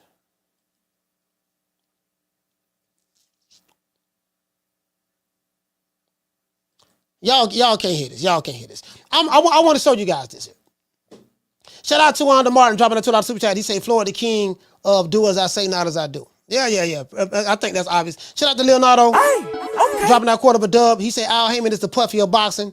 He done took these boys shopping. If you know, you know. Cool. Shout out to Ellie Maddox. Dropping that quarter of a dub. He say since Bubba Rap into goofy fights like Rolly Cruz and Instagram models like Ryan and Duck's Real Smoke, maybe he can make a match with Charleston White.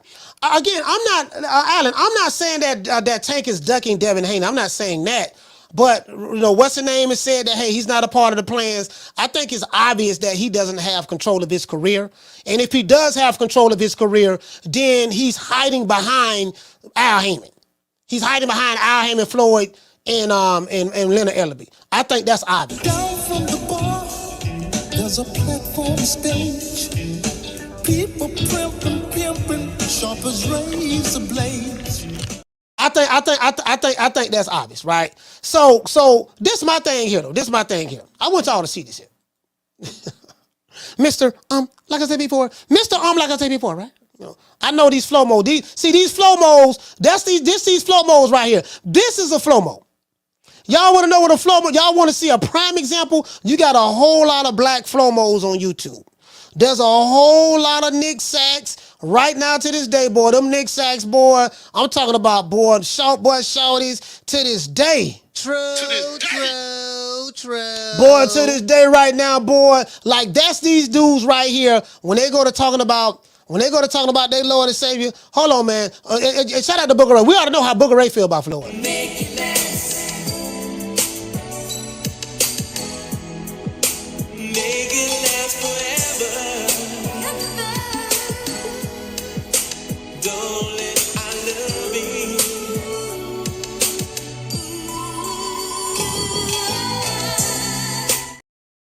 See, these are the type of dudes that believe anything Floyd says because he's Floyd and they worship his wealth.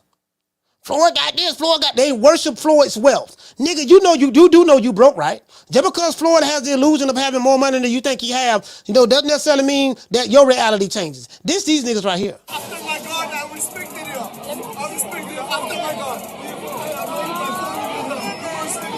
I respect you. After my God. Give him after my God. You second to God, champ. No. I didn't listen. I respect him. I'm sorry. I respect him. Come on for the nigga pass out. Take the picture before you pass out. Yeah, get him before he pass out. Yeah. Hold him up. Yo, we gotta take this guy everywhere. Yeah. Yo, champ. He needs air. Take Take the picture. Take the picture before you face. That's my hero, alright? That's my hero. One more.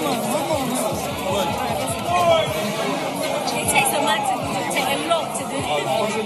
Alright, what? Don't worry about it. Come on, I got you, alright? Yeah, so that's these guys. And I showed you the video. I'm trying to find it right now. That's these guys, bro. That's these dudes. After my God, I respect you. These dudes here, man, like they are devoid of common sense. Let me show y'all something.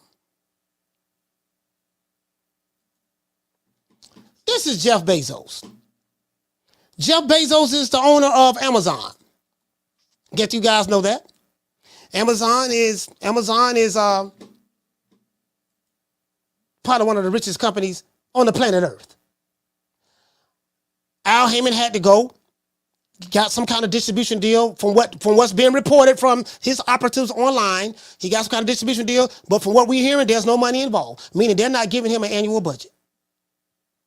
This is probably why we haven't heard anything about a fight schedule as of yet. So, this man in 2023, it said Jeff Bezos made over $7.9 million. You might as well say $8 million every hour in 2023. In under 13 minutes, he brought in the equivalent of what the typical person earns in a lifetime.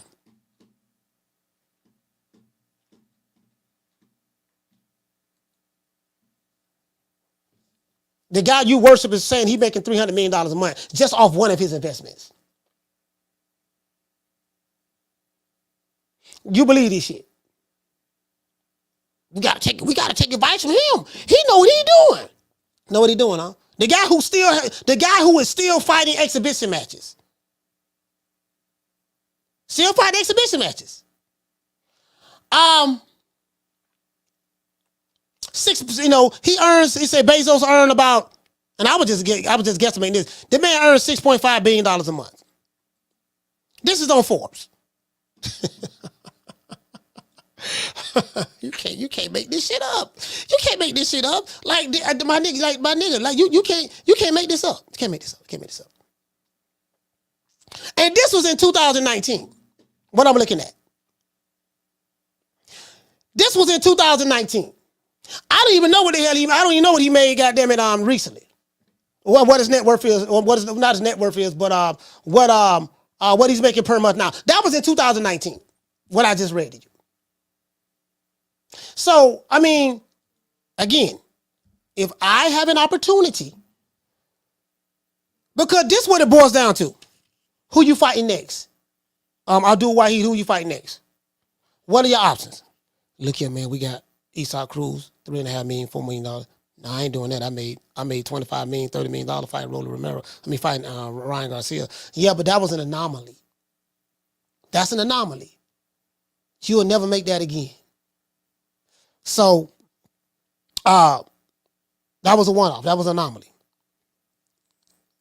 The Sheik is saying he want to talk to me. I don't worry about the Sheik. Like I said before, Tank, let me handle the Sheik. I got it. I have relationships with those guys over there. I have relationships. It is what it is. Okay, cool. What you got to say? Hey, look here, man. Don't make no move. Just I handle it. Tell them to call me. Everybody tell them to call me. So we're going to play this round robin between Dumb, Booger Ray Leonard, Dumber, like I said before, and the smartest man in the room, Mr. Al Heyman. We're going to play this round robin.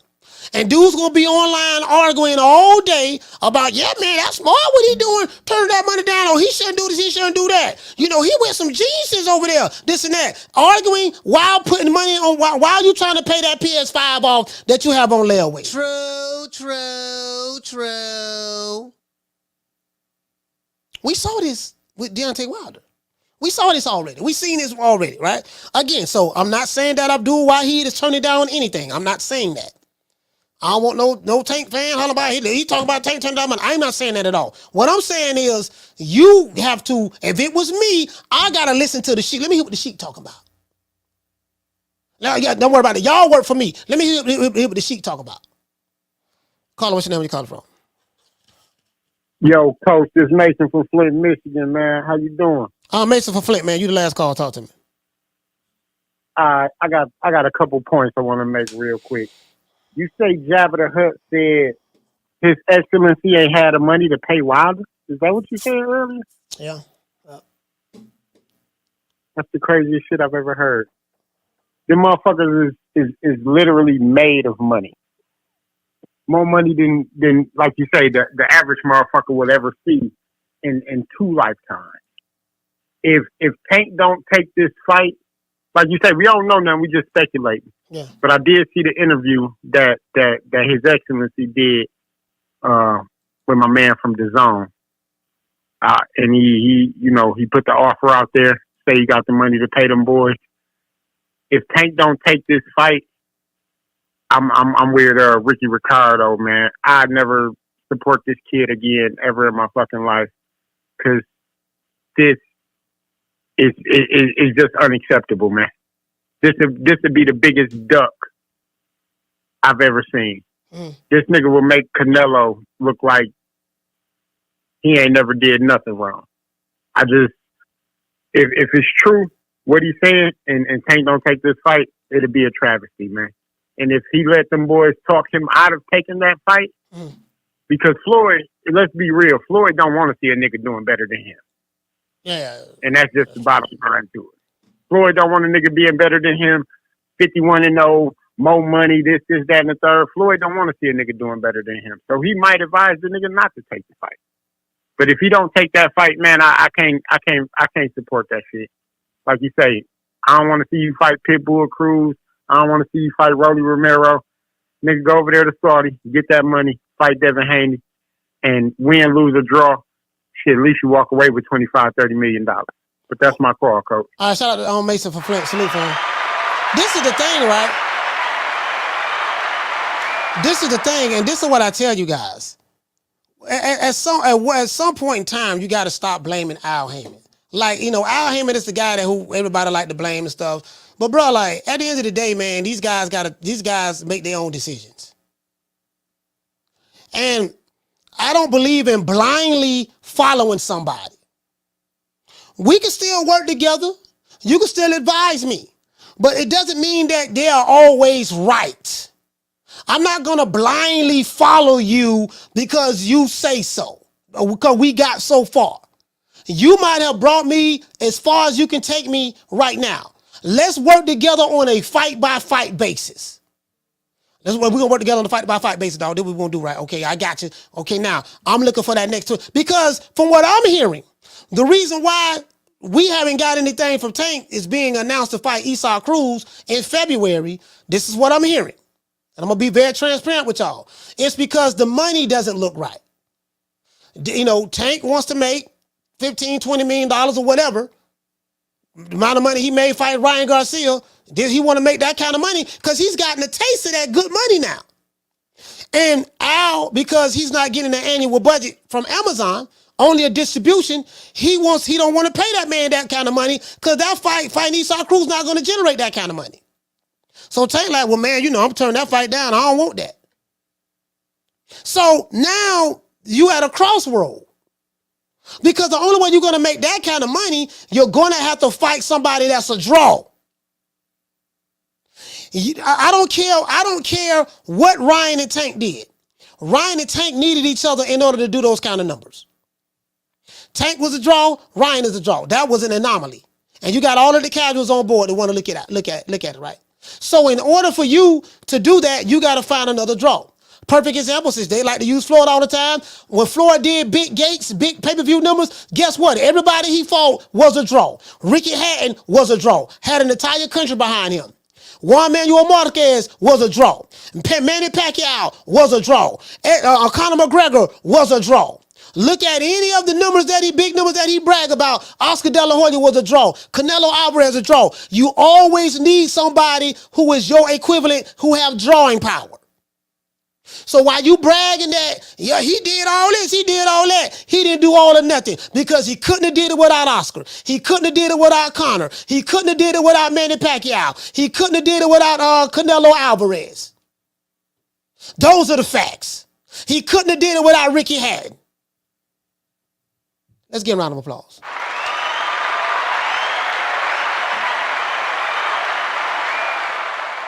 Period. Couldn't have did it without the other guy. When he fought Andre Berto, what did he do when he fought Andre Berto? 300,000-400,000 pay-per-view buys.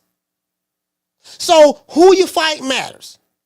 And my common sense, I ain't got but a GED, but I have a master's degree in common sense. My common sense tell me, dude, if I want to make, when I made fighting Ryan Garcia, and I got a sheik, I got the prince of Saudi Arabia offering me money to make the kind of money that I want to make just for this one fight. And the people who I always let handle my career can't offer me that. Then I might need to do some business with the sheik. That don't mean I'm dissing Floyd, Al Heyman, and Booger Ray Leonard. That don't mean I'm dissing them. That means I'm making a business decision. That's not based on skin color politics. Because the guy who was advising me, he don't care nothing about skin color. Because Floyd is getting money all over the world from different races of people. Why is it that when it come to me to make a decision, I got to be the one to hold the racial line when my former boss, he ain't doing it. And then my other boss, my advisor, Al Heyman, he ain't doing it. He getting money from white folks. As a matter of fact, everything is white. So this delusion that you Nick Sacks are putting in your head, y'all need to wake up and smell the coffee. Let's give everybody a round of applause.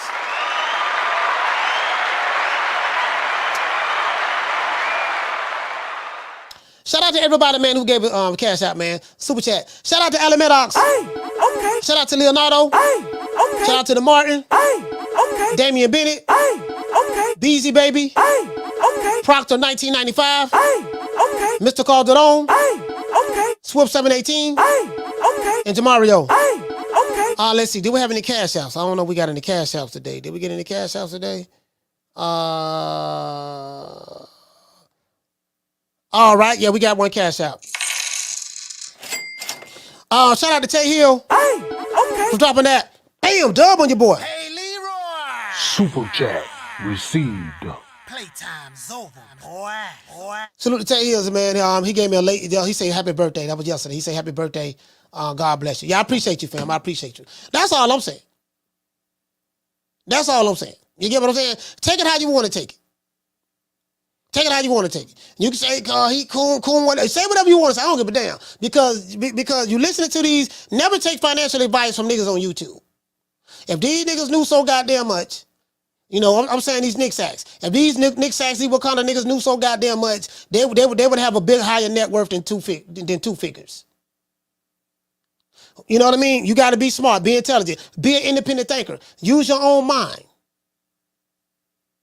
I'm still down with y'all, but I'm finna go get this money. Why? Because that's what you doing. And that's what you doing.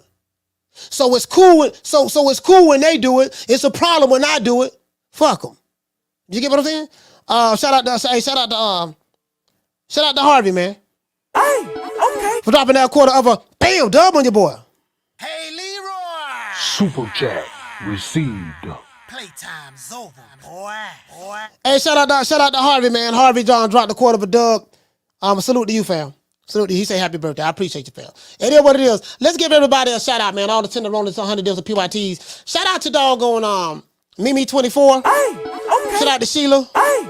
Shout out to the Duchess of Wisdom. Okay. Shout out to the Goddess. Okay. My sister Lisa Bells. Okay. Sabrina Lee. Okay. Passion for Beauty. Okay. The lovely Miss Connie. Okay. Jackie Hernandez. Okay. Food Revolution. Okay. Blessed 365. Okay. Salute to Tila. Okay. Shout out to my sister Nick Rich. Okay. Peace to Fee on the Tube. Okay. Shout out to Amina. Okay. Salute to Key from Tennessee. Okay. Green Eyes P. Okay. Salute to Ebony 76. Okay. Miss Felicia Williams. Okay. La Jessica. Okay. Karma Serene. Okay. Kiara. Okay. My sister Summer in November. Okay. Salute to Elena. Okay. And shout out to Nay. Okay. Let's give the sisters a round of applause.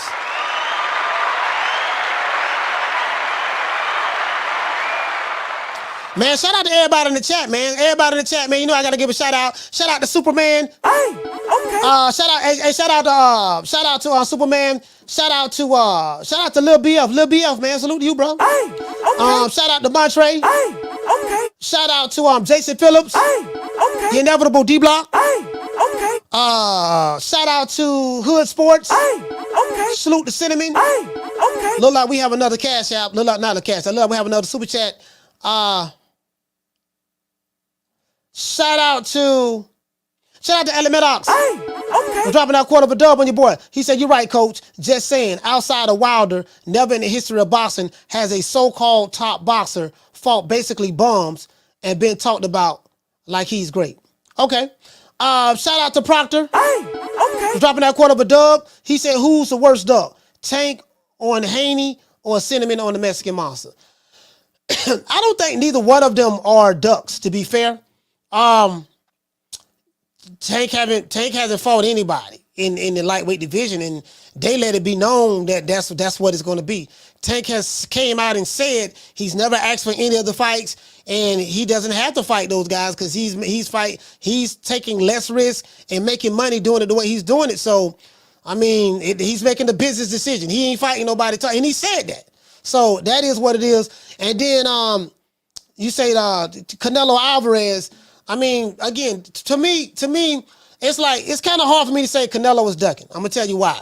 Canelo is with Al Haymon's PBC. So if he's with Al Haymon PBC over there, he has 2 more fights over there. If that fight don't happen, then you have to look at Al Haymon.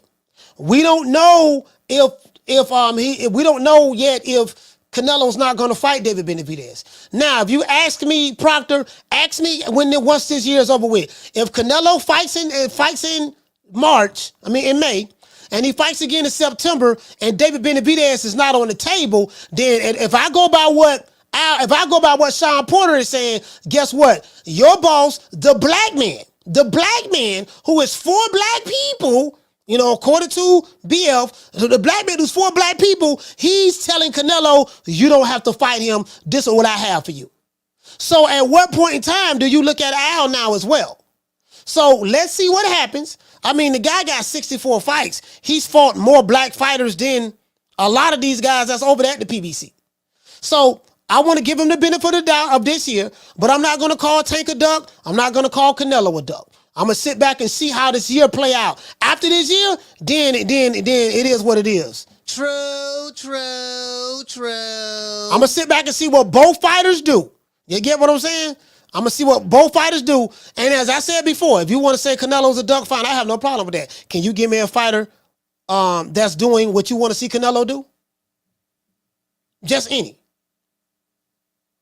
Tank Davis or Deontay Wilder or Frank Martin or Jamel Charlo, like anybody. Just give me anybody. You get what I'm saying? Down from the bar, there's a platform stage. People pimping, sharp as razor blades. Y'all know what time of TI is. Don't ever forget, when I found you, you was strung out on coke. When I found you, you was like a big house, contemplating about killing yourself. So don't you ever forget who brought you to Big Time Box. I drugged you back. I brought you back. I provided food and put food on your table for your family to eat. And I'm doing it for the second time. So don't you ever forget that. And see, this is the thing. This is what I always say. I hold these guys accountable to what they say. You get what I'm saying? This is what these guys say. I play that clip all the time when Abdul Wahid and was on Gilly the Kid podcast. And you heard what he said. He said, I ain't never asked for the fights. So we know what that is. I respect his honesty. At least he admitted it. You get what I'm saying? And then guess what? We get, listen, see, this is the problem right here too. This is the problem right here. And who's the next big star under Mayweather Promotions?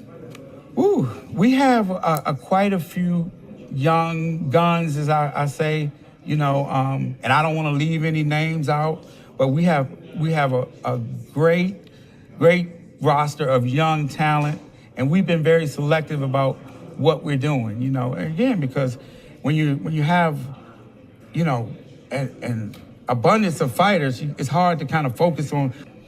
When a big fight is to be made, it has to make sense for both sides. No promoter or company is going to put their guy in an event with everything to lose and nothing to gain, especially when we're talking about this. You know what I'm saying? Interesting. As I said, I'm gonna give these guys this year. If Canelo don't fight David Benavidez, you can say he ducked him. Because there's no reason why Canelo should not fight David Benavidez if he's over there signed to the PBC. But you got to put the blame on Al Heyman as well. As it relates to Gervonta Tank Davis, same thing. Dude, you've been in the lightweight division since 1975, and you haven't even fought Lomachenko yet. You haven't fought any of the top guys in the 135. So that's the reality of the situation. And that's what I look at, guys. Like when you're telling me this guy's ducking, I always ask, can you give me an example of a fighter that's not ducking, that's doing what you want them to do? And it's always crickets. It's always crickets. And I don't understand why. You get what I'm saying? I really don't get it. I don't understand why. I want to thank the whole hood who came out here. I love y'all. I did this for the hood. Y'all know I beat that boy. And I'm talking about guys that's on that side of the street, that's with these guys. Because we hear stuff like, wrong side of the street, you with the wrong promotional company, it got to make sense, I'm doing the heavy lifting. Like, we've been hearing this for years, fam. And that's what's killed the sport of boxing, in my opinion, over here in America. Shut that soft ass shit up. And the best man Shut to win. That's some soft ass shit. Shut that soft ass shit up. All that soft talking. I know you can do it, man. You got to, man, shut that soft ass shit up. You know what we got to say? All praises due to the Most High, the Most Exalted, the greatest human being on the planet Earth, Mr. Al Heyman. Well, I guess I got to be like everybody else and saying Al Heyman. I can quit my job now, baby. 6 figures, baby. You feel me? But a name. Do you have a name? Oh, nah, I ain't got no name, Name them names, man. They know who they is. Name them names, please. The names need to be named. They know who they is. The Mexican monster. Put it this way. This is what I'm going to say.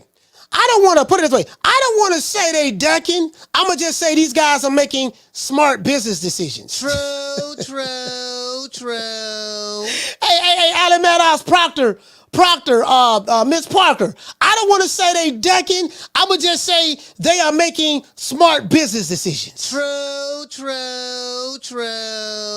We'll just say that. We'll just say they're making smart business decisions. But if I talk to my brother right here, my brother gonna say they ducking. Now, I am the #1 contender. I'm tired of James the Poodle, Grim Reaper, whatever you want to call himself, ducking me. All right, I'm tired of man driving around town in 8 Rolls Royces. He ain't fought nobody. I'm still in a Broham. Boy, I love that there, boy. But this bomb is taking the easy matches. Fight another bomb. Boy, they taking the easy matches. Fight another bomb.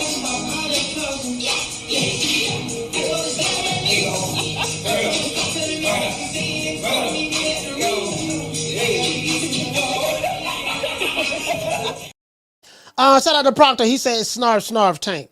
Yeah, dudes be talking about, man, you nigga want to fight Snarf for the Thundercats. Then want to tell me they fight some damn killers. And I'm like, dude, come on, man. We gotta have vision when it comes to this shit, man. Well, I respect your ambition, Willie, but you got to have vision. It is what it is. Like this dude right here. We the Charlo twins. We known for calling everybody out. Please call these people out. Listen, the whole world's looking at you. Call these people out, What's up? It's the Jamal the Hitman Charlo. Let's get it. Who want it? Name them names, man. They know who they is. Name them names, please. The names need to be named. They know who they is. The Mexican monster. Mexican monster. Bello. Hey, shout out to Corey Bradley. Corey Bradley said they still ducking. No, brother, so we ain't gonna say ducking, my brother. What we gonna say, we just gonna say we making smart business decisions. I plead the fifth. I plead the fifth. 1, 2, 3, 4, 5. Anything you say, 5. Go ahead, ask me a question. Did you? Yeah, that's what we gonna say, brother. They're making smart business decisions right now, brother. We ain't gonna say ducking, man. We ain't gonna do that. Get out while you can. Don't get a sucker no statue. Give him guts. Hey, you know what I mean? Clubber Lane. Do you have anything that you want to say, Clubber Lane? I am ranked #1. 1. That means I'm the best. But this bomb is taking the easy matches. Fight another bomb. I am ranked. I'm the #1 contender. I am ranked #1. That means I'm the best. But this boy be taking the easy matches, fighting other boys. Brian gonna say a lot to you, boy. I love that goddamn movie, boy. I love that. But I don't see Rocky doggone about 25 times. Bro, I'm talking about Rocky 3. That's my favorite Rocky, dog. Rocky 3 is my favorite Rocky. Shout out to Booker Ray Leonard and Eddie the Hitman Hearn. Sunshine when Tank's gone. I'll smack the shit out of him in front of everybody. Only dark times for you. I would just throw Haney's name in the hat. There is no fucking hat. Ain't no sunshine when Tank's gone. I don't play them type of games. Leonard L.B. Why you always talking about me? Didn't you fucking learn your lesson from that? With AJ? Ain't no sunshine when Tank's gone. I'll knock that motherfucker cold out. Period. Only dark times for you.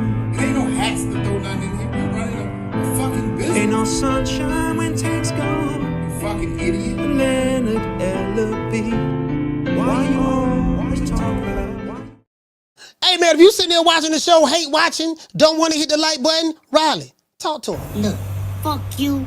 Fuck the plane you flew in on. Fuck them shoes. Fuck the socks with the bell on it. Fuck them cheap-ass cigars. Fuck your yuck mouth teeth. Fuck your hairpiece. Fuck your chocolate. Fuck Guy Ritchie. Fuck Prince William. Fuck the Queen. This is America. My president is black and my Lambo is blue, nigga. Now get the fuck out my hotel room. And if I see you in the street, I'm slapping the shit out of you.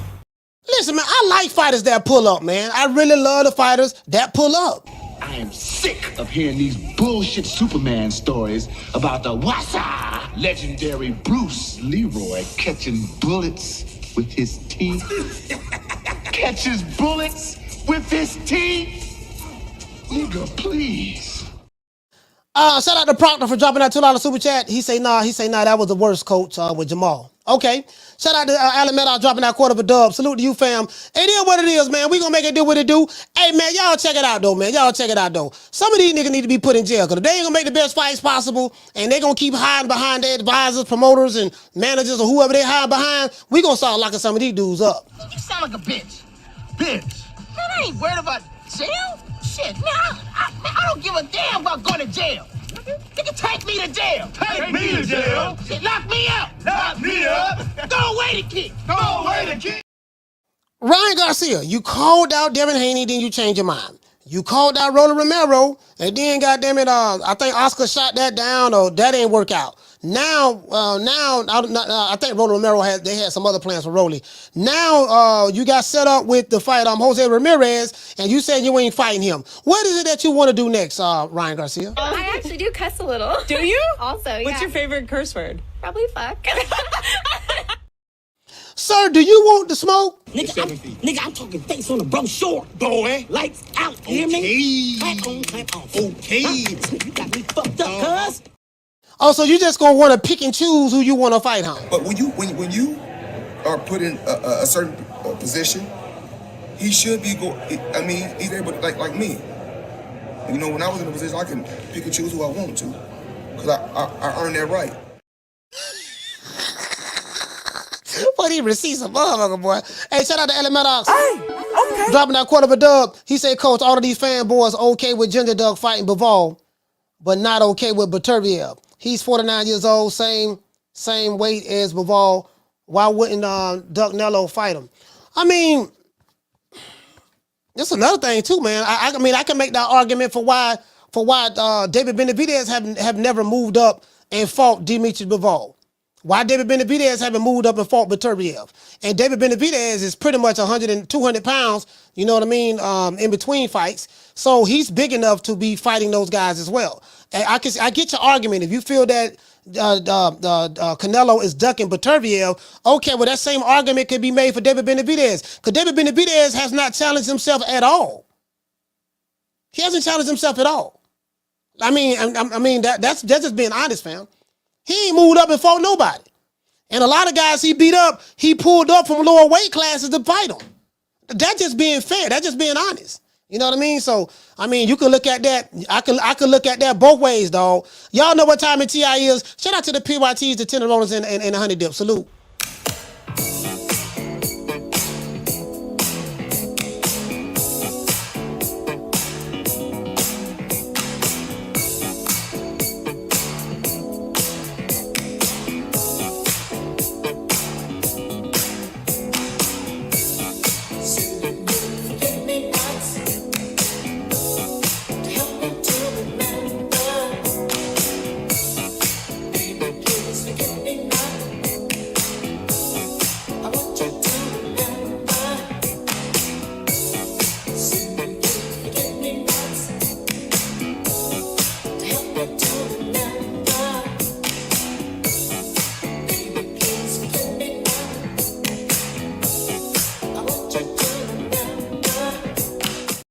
Hey, man, shout out to everybody in the chat, man. Shout out to Elena, Stephen X. Shout out to Jamie Rivera. Shout out to Corey Bradley. Shout out to Mimi24. Shout out to Jose. Shout out to Sheila from Cali. Shout out to Schoolo X-Man. Salute to Allen Maddox. Shout out to Check. Shout out to JC. Salute to Hood Sports. He said, look at Leonard in that pic, coach. Shout out to Hood Sports. Shout out to Will Page. Who else we have in the building, man? Shout out to Hey Miss Parker. Salute to G5. Brock stand up. Metal Hendrix. Jamie Rivera. Salute to JC. Shout out to Veracious. E Money. Salute to Elena. Brady 12 in the building. Shout out to Superman. Sheila from Cali. Shout out to Godfrey. The inevitable D Block. Ismael Barroso. Salute to Bill Haney, man. I'm gonna drop that interview. We had Bill on the show. I'm gonna drop that interview, man. I'll probably be dropping tomorrow. I'm gonna edit it as soon as I get off the show. And just salute to everybody. Shout out to Ahmed. Everybody in the chat who support the channel, man. I really appreciate it, man. Shout out to everybody who supports us, man. Without this show is nothing without you guys.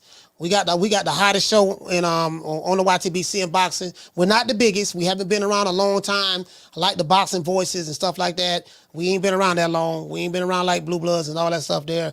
But for the short time that we've been here, we are making a hell of a impact. I can promise you that. I have the receipts to prove it. Boy, them analytics is a motherfucker. See you guys tomorrow, 3 o'clock Eastern Standard Time. You know my motto, don't meet me there, beat me there.